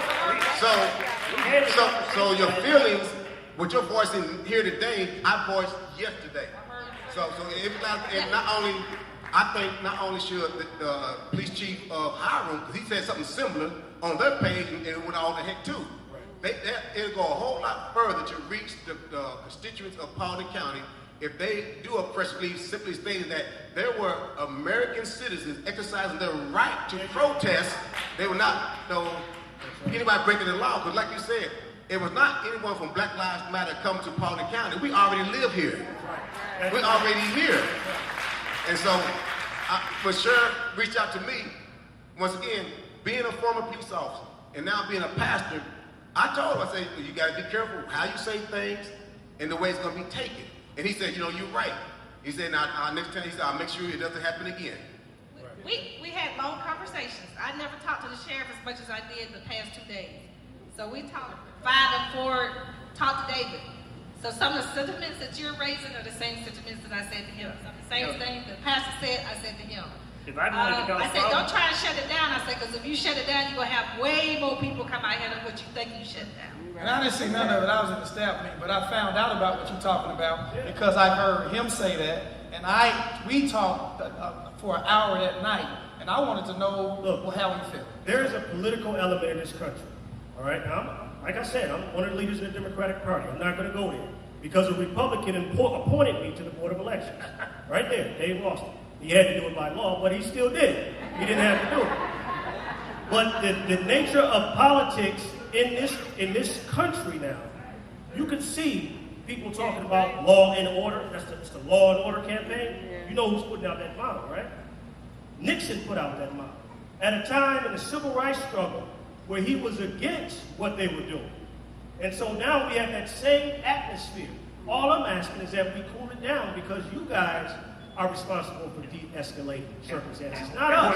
That's not what I was trying to do. So can I talk for just one moment, please? So guys, my name's Ashley Henson. I am the Public Information Officer for the Sheriff's Office here in Paulding County. This is my sheriff. My sole purpose is to take care of my sheriff and to take care of our sheriff's office in our county. I wrote that press release. I put that stuff on Facebook. And so when I first got the information on our Facebook page, we got a screenshot from a young lady that indicated that there would be a Black Lives Matter rally, or protest rather, at 278 in Hiram going to Dallas. First thing I did was contact the sheriff. I contacted Lieutenant Colonel Hunton, and we got together and we decided what we were going to do. The sheriff made contact with Representative Alexander, and that was our first thing that we did. We wanted to find out who this person was that was sharing this information. We stayed up literally. I know the sheriff didn't even go to sleep. I know the colonel stayed up half the night. I was worried sick. Not because I was afraid of what was going to happen, but how are we going to respond in a way to show the community that we're here for you? Every single one of you out here, we are here for you. Absolutely, unequivocally, we are here for you. Now, I wrote that post, okay? Is there always a way that you can do things better? Absolutely. If you can sit here and look at yourself and evaluate a situation after it's over with, all right? You can always say, I could have done that better. Absolutely. Who likes football? I like football. How many times have you been sitting on the couch and you see Julio run down the middle and miss a ball? Man, Julio, he really missed that pass. Or one of the Braves players missed a catch. We can all say that wish we would have done that better. Well, are we perfect? Absolutely not. Absolutely not. Now, can we do things better? Sure. I would love to sit down with you and discuss. Yes. So we've had situations. I put stuff on Facebook, and the sheriff can attest to this. Any one of our employees that follows our Facebook page can attest to this. I can put the most non-controversial topic on the Facebook page. And you would be amazed at how many negative and hateful comments we can get. I could put a puppy on there kissing a kid, and you'd have somebody say something ugly about it. It's just, it's undoubtedly, it's going to happen. Well, So our purpose was, in doing this, our phones were getting blown up. I was answering message after message after message. We had to put something out to indicate what was going on. People were sharing this like wildfire. We had a situation about a year and a half ago with a deputy. A deputy was photographed by a person, and it was a situation where we didn't respond to it immediately. We thought it would go away, and it didn't. It spiraled out of control. The deputy did absolutely nothing wrong. It went viral. It went to London. It went to Australia. We had to shut our page down because we got so much hate mail. I told the sheriff it was my recommendation. It was my recommendation to the sheriff and the command staff that we get out in front of this. Now, could we do it better? Absolutely. I know we got time. I know a lot of other people want to talk, but I want to talk to you afterwards. Absolutely. I want to see how I can do my job better. But I wrote that, and I take full responsibility. It's me. I would like to ask.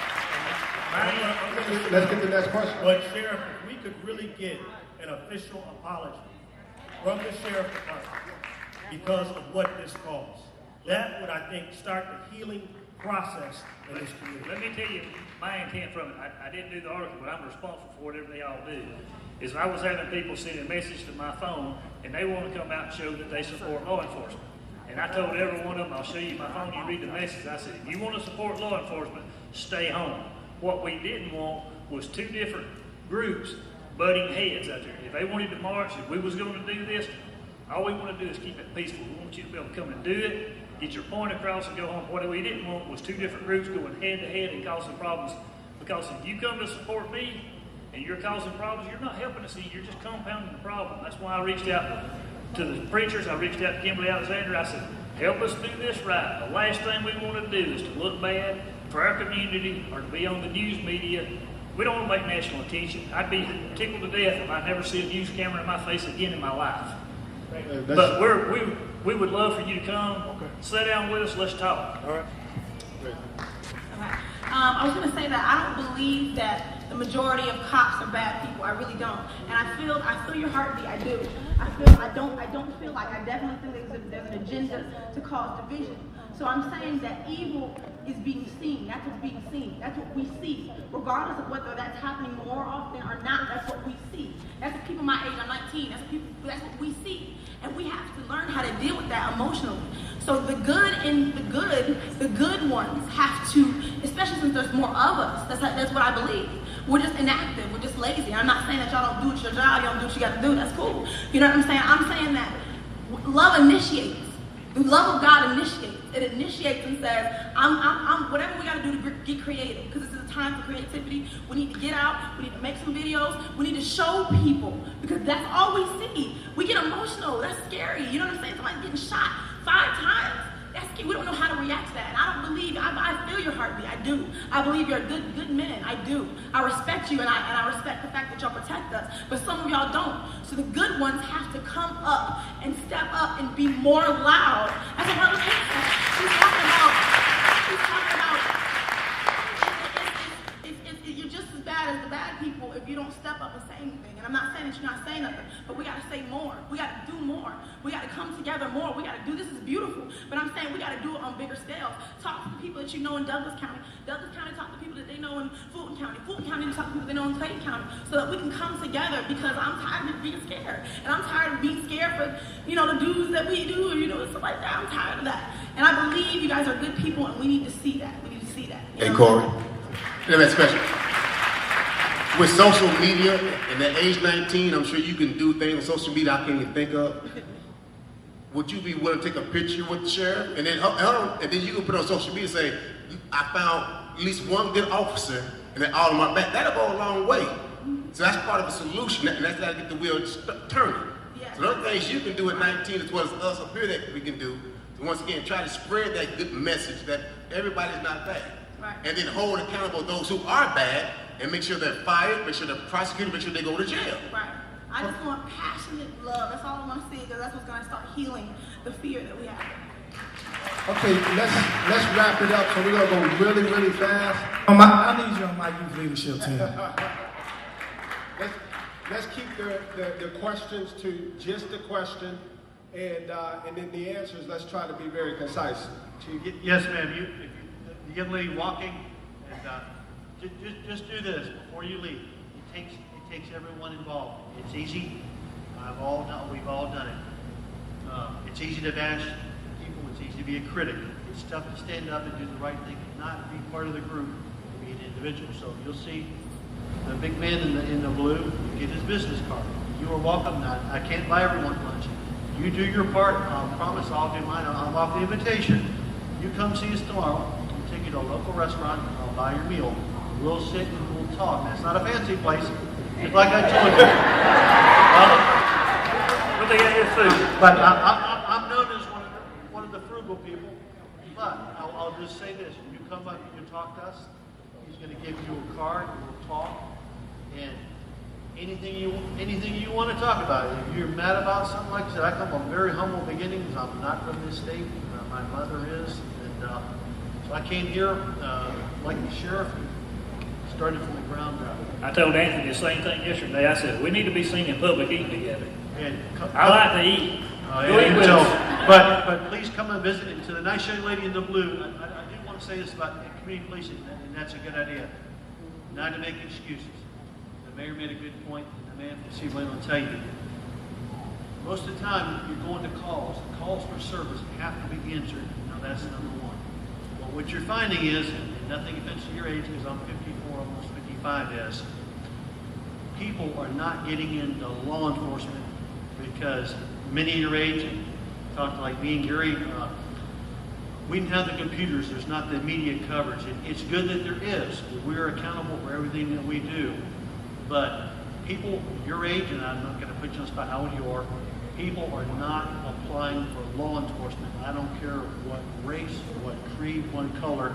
They're watching the news like you are, and the nice young lady who's scared. People your age are saying, hey, let me tell you something. I've told the mayor and council. People aren't applying because they say, you know what, and I'm living proof. I'm going to go live a full, happy life. I'm not going to worry myself to death of how the rally went or did not go, and say, hey, I'm not getting in this business. I can promise you, because I tell my daughter and the grandkids, this is a tough business. It's never been tougher. But I'm going to tell you what, we've never been more accountable.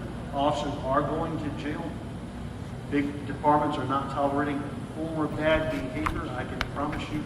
But again, I want to tell y'all, it starts at the top. You have an organization that thinks it's funny to pick on groups, to get away with racial slurs, to be heavy-handed. They all see how you act. And when you don't do that stuff, the message gets out quickly, hey. And I told our commissioner, he's sitting on the end, I said, our overtime budget is going to go through the roof because we don't get qualified applicants that we can put in these uniforms and train to do this job right. And I'll pay my good guys overtime before I put a felon on duty with a badge and a gun. I will not allow it in the sheriff's office in Paulding. All right, let's get this question here. I have more of a statement. My name is Akila. I'm new to the Dallas area, and everything that's been happening, I appreciate this platform, by the way. I think it's awesome just to get together.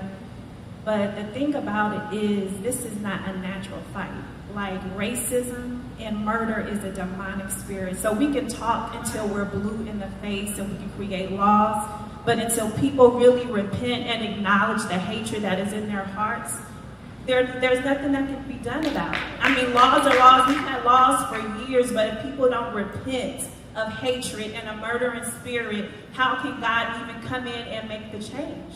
So I think it starts with white people honestly repenting of the hatred that is in their hearts and acknowledging the sin so that we can come together for real in unity and walk in peace, because fighting each other all these years is not going to resolve anything until we acknowledge the sin of hatred, a sin of murder, and we have to allow God to come in and deal with it. Laws haven't changed anything. We see that.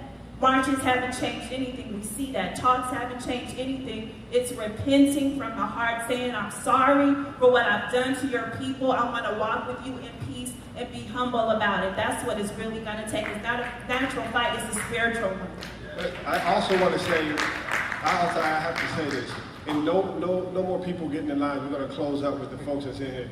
I want to say that we have to acknowledge change. what we're going through, no matter what side you're on, is not what the folks that came before you went through. It is not what King went through. They went through much worse than what you can ever imagine. And King didn't go through what Frederick Douglass went through. And so we can't say that we have not seen progress. We can't say that we have not seen change. When we send our kids to school, our little kids, and they don't see race, that's progress. And so I think that we're on the right path. And we have to acknowledge that, because that's the context for all of the conflict that we have. The context is things are getting better. And let me say this. I totally agree with you. Thank you for that. Let's give it up for that. I agree with you 100%. Now I want to talk to the spiritual piece really quick. Racism, the spirit as a pastor, the spirit of racism is not white or black. It's the spirit. And we need to deal with it, period. Hatred is not black or white. Prejudice is not black or white or brown or mixed. It is a attitude, it is a spirit, period. And we need to deal with it both sides. We need to deal with it all the way around for things to change. And I agree with that, but I'm just saying the issue that we're dealing with right now is black versus white. That's the issue that we're dealing with, but I agree that hatred is a demonic spirit in general. I definitely agree with that, but I'm saying historically we need to just address what has happened and be humble with each other and try to create a true peace and unity between the races. We don't have that, obviously. Okay, let's flip it. Let's get the young lady behind you. I attended the town hall that was at Mount Olivet in January of 2015. And the questions that were asked then weren't answered, and they weren't answered again today. So let me ask them one more time, and hopefully I'll get an answer this time. You said how many officers total? You said you have 200. How many are minorities? You couldn't answer that question last time. I still don't. I can tell you an answer. I can get you one. But I don't have it in my head. Sir, you were coming to a town hall tonight to address race issues, and you didn't come with that information? Nope. This is the second time. I can probably, Norman, do you know how many black officers we have? Does anybody know how many black officers And we this have? was the same thing that happened last time. You asked your officers. Oh, we asked black. One?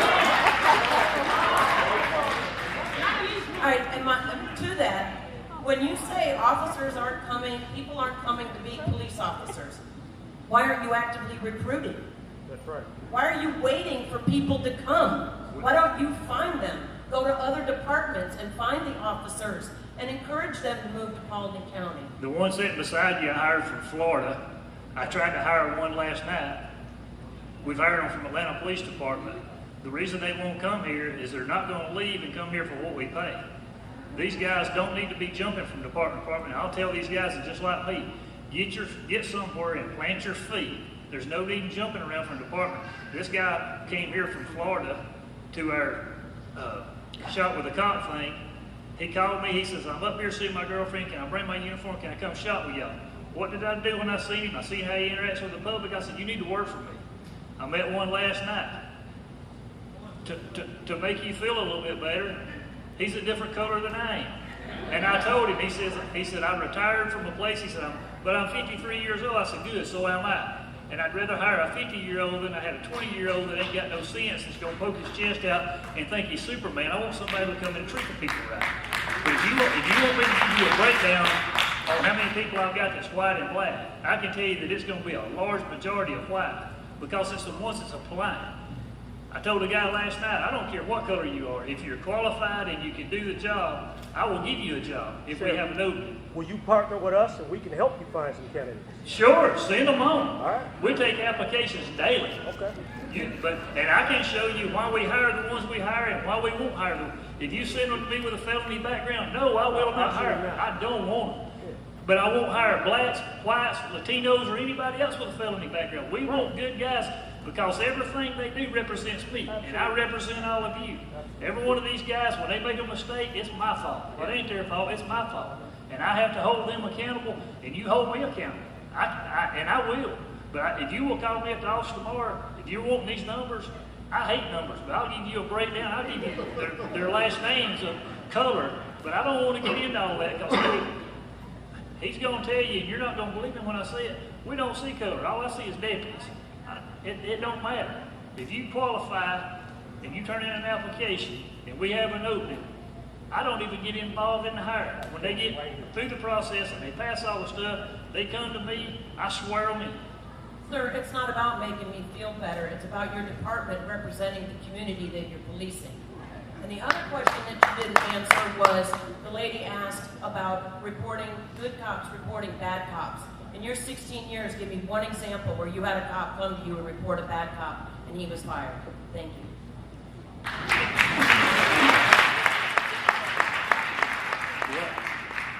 I've been here 26 years. I've been the sheriff for 8. I don't even know how to begin to tell you how many cops we fired. Probably the maddest I've ever been at the DA's office, where I had a guy and I knew he was using drugs. I confronted him and told him, I said, no, you're doing it. I got to offer him help. I offered him help. He refused. He was doing it. I got the GBI. I called them in, which is an agency outside of my agency. I said, this guy's doing it. I know he's doing it, and he needs to be in jail. There was some miscommunication between the DA's office and the GBI, and we didn't get to arrest him, and I fired him. Talk to any of my guys here. I've got so much going on in my mind, and I can't tell you, without sitting here and thinking for a minute, who we have fired. But if anybody comes to me and says they're being heavy-handed, we'll start an investigation. We have an internal affairs investigation unit. Let me ask you a yes or no question. If you know an officer is racist, and he against black people or anybody that's non-white, will you fire them? Yes. And he hasn't done anything. If he'll prove it. Excuse me? And he hasn't done anything yet. If he's being racist, he has done something. It's illegal to racially profile people. That answers my question. First of all, thank you for this forum. My name is Sheila Lyrica Thomas. I am a veteran. I'm an NAACP member and a mother of her black daughter and son. And I'm also a poet, so I want to read a quick poem that I wrote for Philando and Alton. It says, we will speak your name. We thank you for your sacrifice. We know the day that day you were not expected to lay down your life, but we are so glad that you are in a better place. Every day, we are still here fighting for our race. Sadly, more have joined you in the sweet by and by. It's devastating to know that you were heartlessly murdered. Lord, I cannot lie. But in times, our effort will cause them to respect our precious lives and to begin to change. But until then, we will never forget you, and we will speak your name. I would like to kind of piggyback off what the young lady was saying about disrespect. I recently had to call a cop to my house because some unruly neighbors doing firecrackers way ahead of the time and shaking our house with firecrackers. So the officer showed up the next morning, Carroll County officer, and I felt threatened by him. So I wanted to speak to that. I know we are perceived, a lot of black women, as angry black women, as if we don't have anything to be angry about.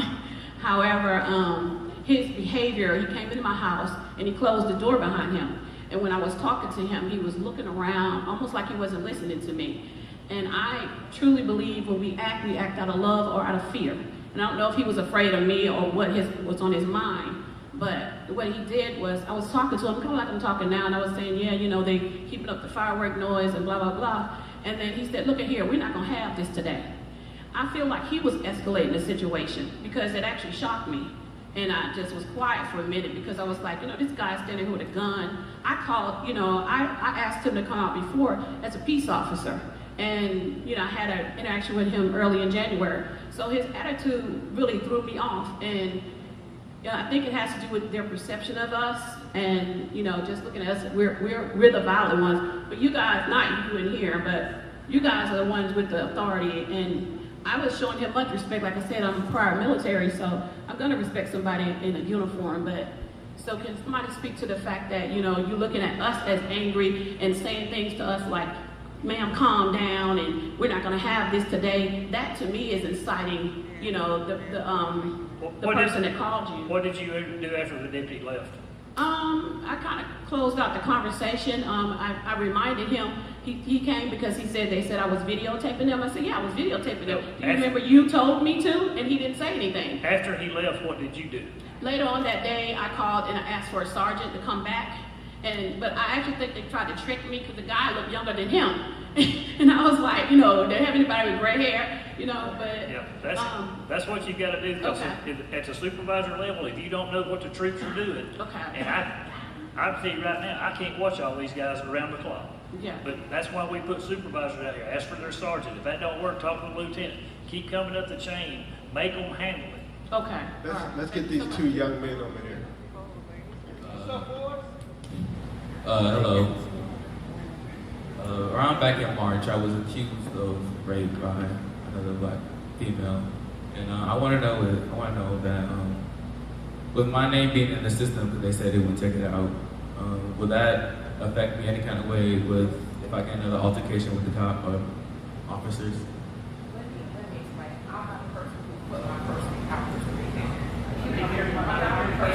Put their personal. I'm not a person who put her personal business out.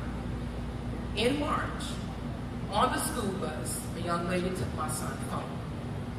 He thought she said help. Come to find out she said rape. I'm at work. Next thing I know, cops at my house.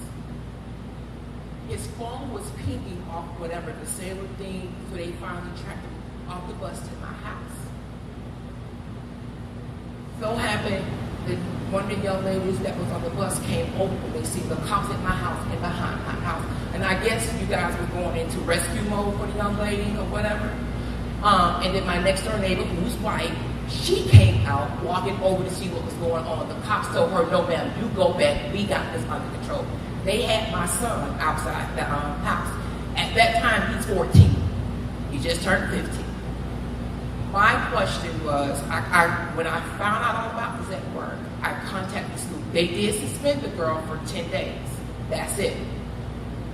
She did admit that she was just joking. They have my son in Paulding County system. I was told he cannot get out of that system, even though he's the victim. Now I'm walking around as a mother and my son afraid, especially what's going on around. He's in this system, he's in high school. Any infraction of having fun, they're gonna look at him because of that case. I was also told by the school resource, long as he doesn't have his phone, long as we don't get anything tracked on his phone, he should be good.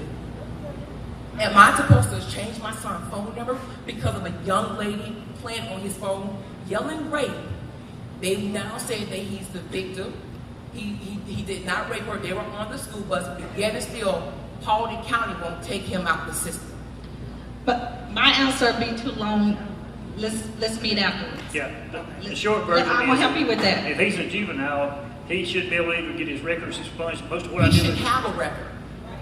He should have a record. but if you're arrested even wrongly, you have a record because it shows up as soon as they're booked. It's a state tracking number. That's why I said you can get it removed, but you got to go through the process.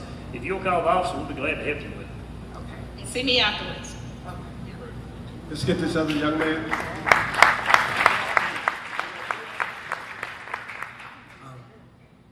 I just asked Pastor Mary and the other pastor, like, you know, we protest because, you know, white people are shooting black people, but what about when a 22-year-old black male shoots a 6-year-old girl, black girl?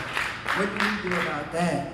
Why don't people start protesting when that happens? I ain't saying it's, you know, right that, you know, that's happening, but still, we can't just stand there and watch black people killing black people. They get it from us. They see us do it, so they think it's okay. That's how I see it. But I don't know what to do about it.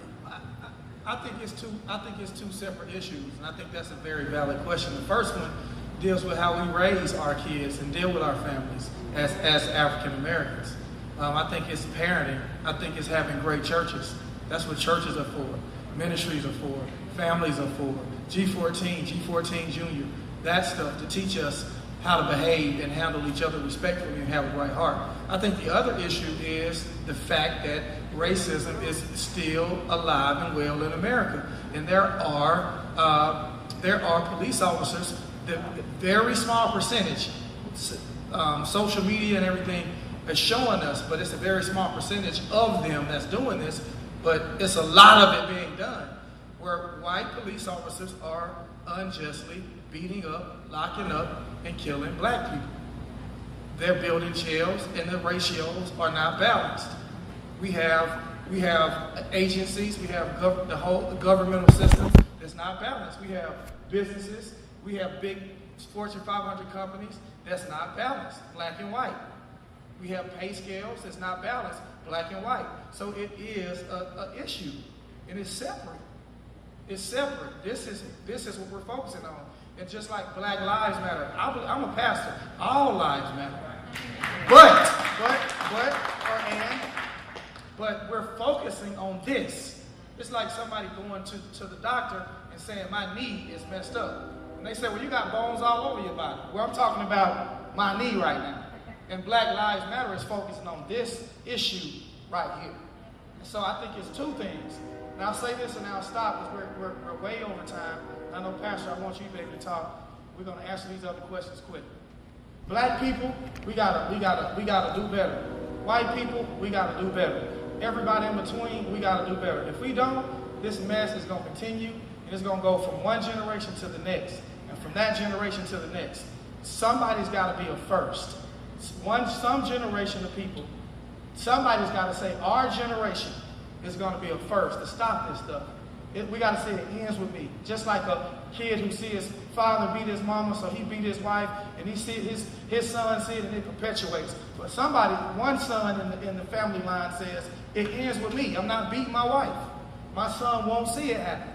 Poverty, the whole 9 yards. And that's what's gotta happen. Until that happens, man, we're gonna continue to have these problems. We can have forums until we blue in the face. We can march until we blue in the face. We can make laws until we blue in the face. Until people's heart change, we won't have change. So you being a young cat, man, you say, for me, it's going to end with me. You be the next judge. You be the next mayor. You be the next sheriff. You be the next lawmaker. You be the next billionaire that can influence policy and change what's going on in the world. And start with your family. And that's what I believe that we got to do and we got to make happen. And also to answer your question, the reason why you don't see as much notoriety when a young black man kills another young black man or a young black man kills another black child is because the media has already spent that dollar. You get more publicity when they can pit white against black. People tune into the TV, that they get online, they read it. It's about money, and money drives, the engine of this country. But as Pastor Murray said, I really applaud you and other young men who stood up and knowing that because you have the mindset and the heart, you are already making a change. And so don't let anyone that can stand up in this forum as you're standing up in front of all these people, as he said, you have the potential to be the next governor, to be the next president, to be whatever you want to be. And then that will help, begin to stop what you see going on in your community. One thing we have to understand is this: as much as we hate the police standing behind that blue line and being silent, don't report other bad cops, when we in our community, black people in our community, don't report other black people doing things wrong, we're just as wrong as them. And so with you standing up, I really applaud you. But just know that not only are you the future of America, but you're also the present, because you're here right now and we hear what you're saying. And like I said, with you standing there, then that lets us know that we have a job not only about Black Lives Matter, but also concerning you. And I want you to be able to feel safe wherever you live. I want you to know that what you're seeing going on in your community, we take seriously, and that anything that Pastor Murray can do, that I can do to help you, we're here for you 24 hours a day. Let me add one more thing real quick before I forget it. You was talking a while ago about community policing. Do me a favor also. We have a ride-along program. Call over to the office and sign up. Come ride with us one night or one day. Come sit in the passenger seat with us and give us some one-on-one time.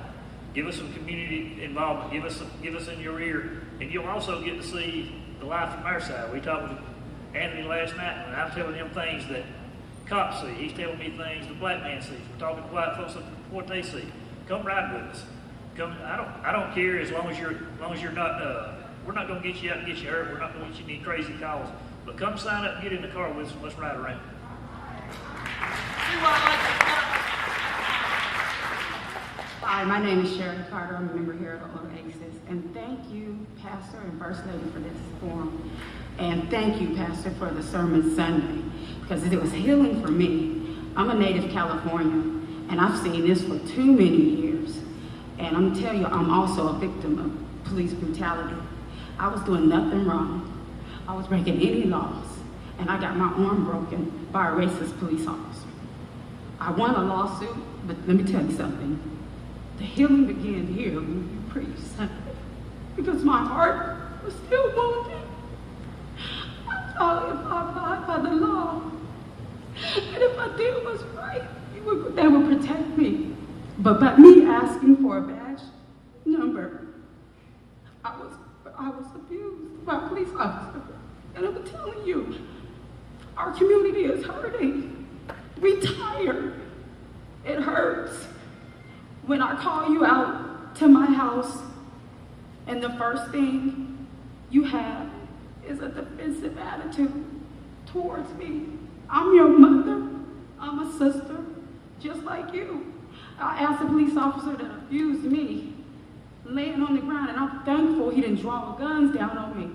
How could you do this to me? What if I was your sister? What if I was your mom? What if I was your wife? That's all I have to say.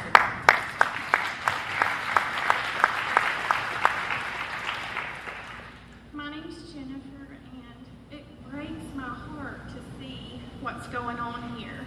I'm a fourth generation Paulding County, so I was born and raised here, my family was, and I love this community. I love this community. But what I want to ask y'all tonight is to sit back and look. Everything that you see on the news is causing this conflict in this wonderful county that we live in. We don't have any officers who shot anybody. And when you're out there worried about your sons and your daughters, I'm raising 4 kids. 9 times out of 10, if you come to my house, there's going to be about 20 kids there. Blacks, whites, Hispanic, whatever. That's how we raise our kids. But when you're at home and you see all this stuff on the news, I'm praying to God my husband comes home at night, because he's out there protecting all of us. He doesn't look at your color. He looks at you as a human. And I know that because I've seen him pray at night with my family that everybody could find peace here.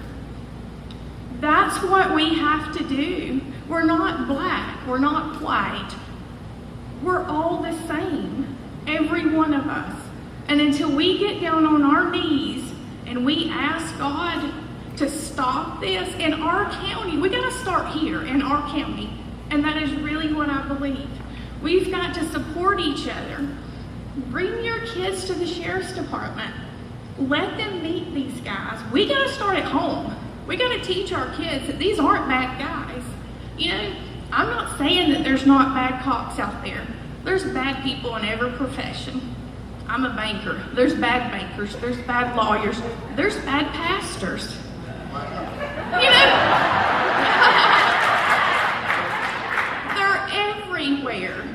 But we have got to come together. We've got to come together and understand it's not about black and white.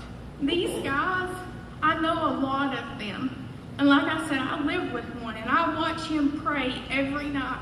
And when he leaves, and I get down on my knees with my 4 kids, and I pray to God he comes home, because he's left me to come protect all of y'all. And I may not get him home that night. So we have to find a way to come together. Don't let what's going on in the rest of the world stop Paulding County from being what I've always been raised to know, that this is a good county, we have good people in this county, and we can make amends here. That's all.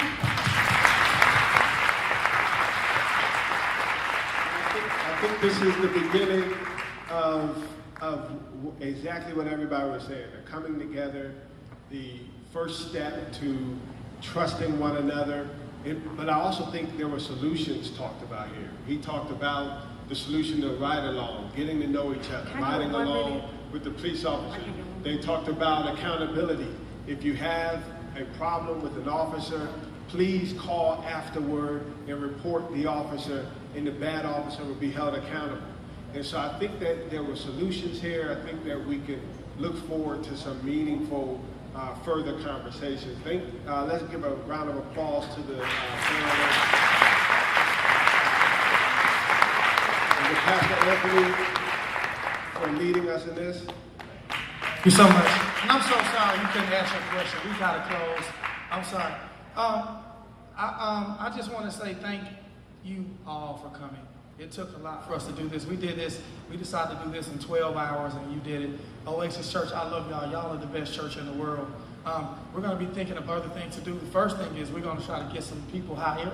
And maybe we can have an Oasis Police Sunday and do something fun like that. But I thank you all. Please remember to vote. It's time for my friend David Austin to go. I'm ready for him to go. And my other friend who is and remember when I say friends, I've been to people's house and, Dave Carmichael. I love him. He's running for his position. And I can't tell people who to vote for, but I can say, check him out. He's a good brother. And also, pastors having a conference, a youth conference. One of our own ministers, Pastor Carlos, is going to be speaking there. When is that? This Friday night at Mount Olivet Church at 7 o'clock. So let's stand and pray together. We're going to dismiss. Thank you all so much for doing this and just your heart. Let's pray together. Father, I thank you for what you did tonight. I pray that you let your spirit transcends our words that we spoke to each other today. And I pray that you heal hearts and minds. We realize that tonight don't fix it, but tonight can heal and it can relieve pressure.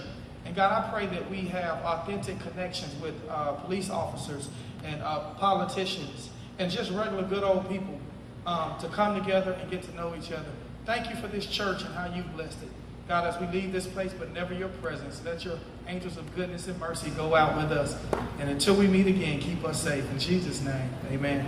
Good night. Love y'all.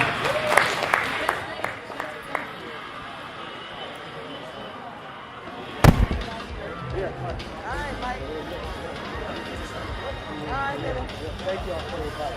We'll keep y'all. I got to tell you. Oh, yeah. I got to tell you. Don't forget your. Okay. Hey, man. What's up? Hey, guys. Y'all got something? Hello, sir. Oh, yeah. Thank you. I'm just as good as you are,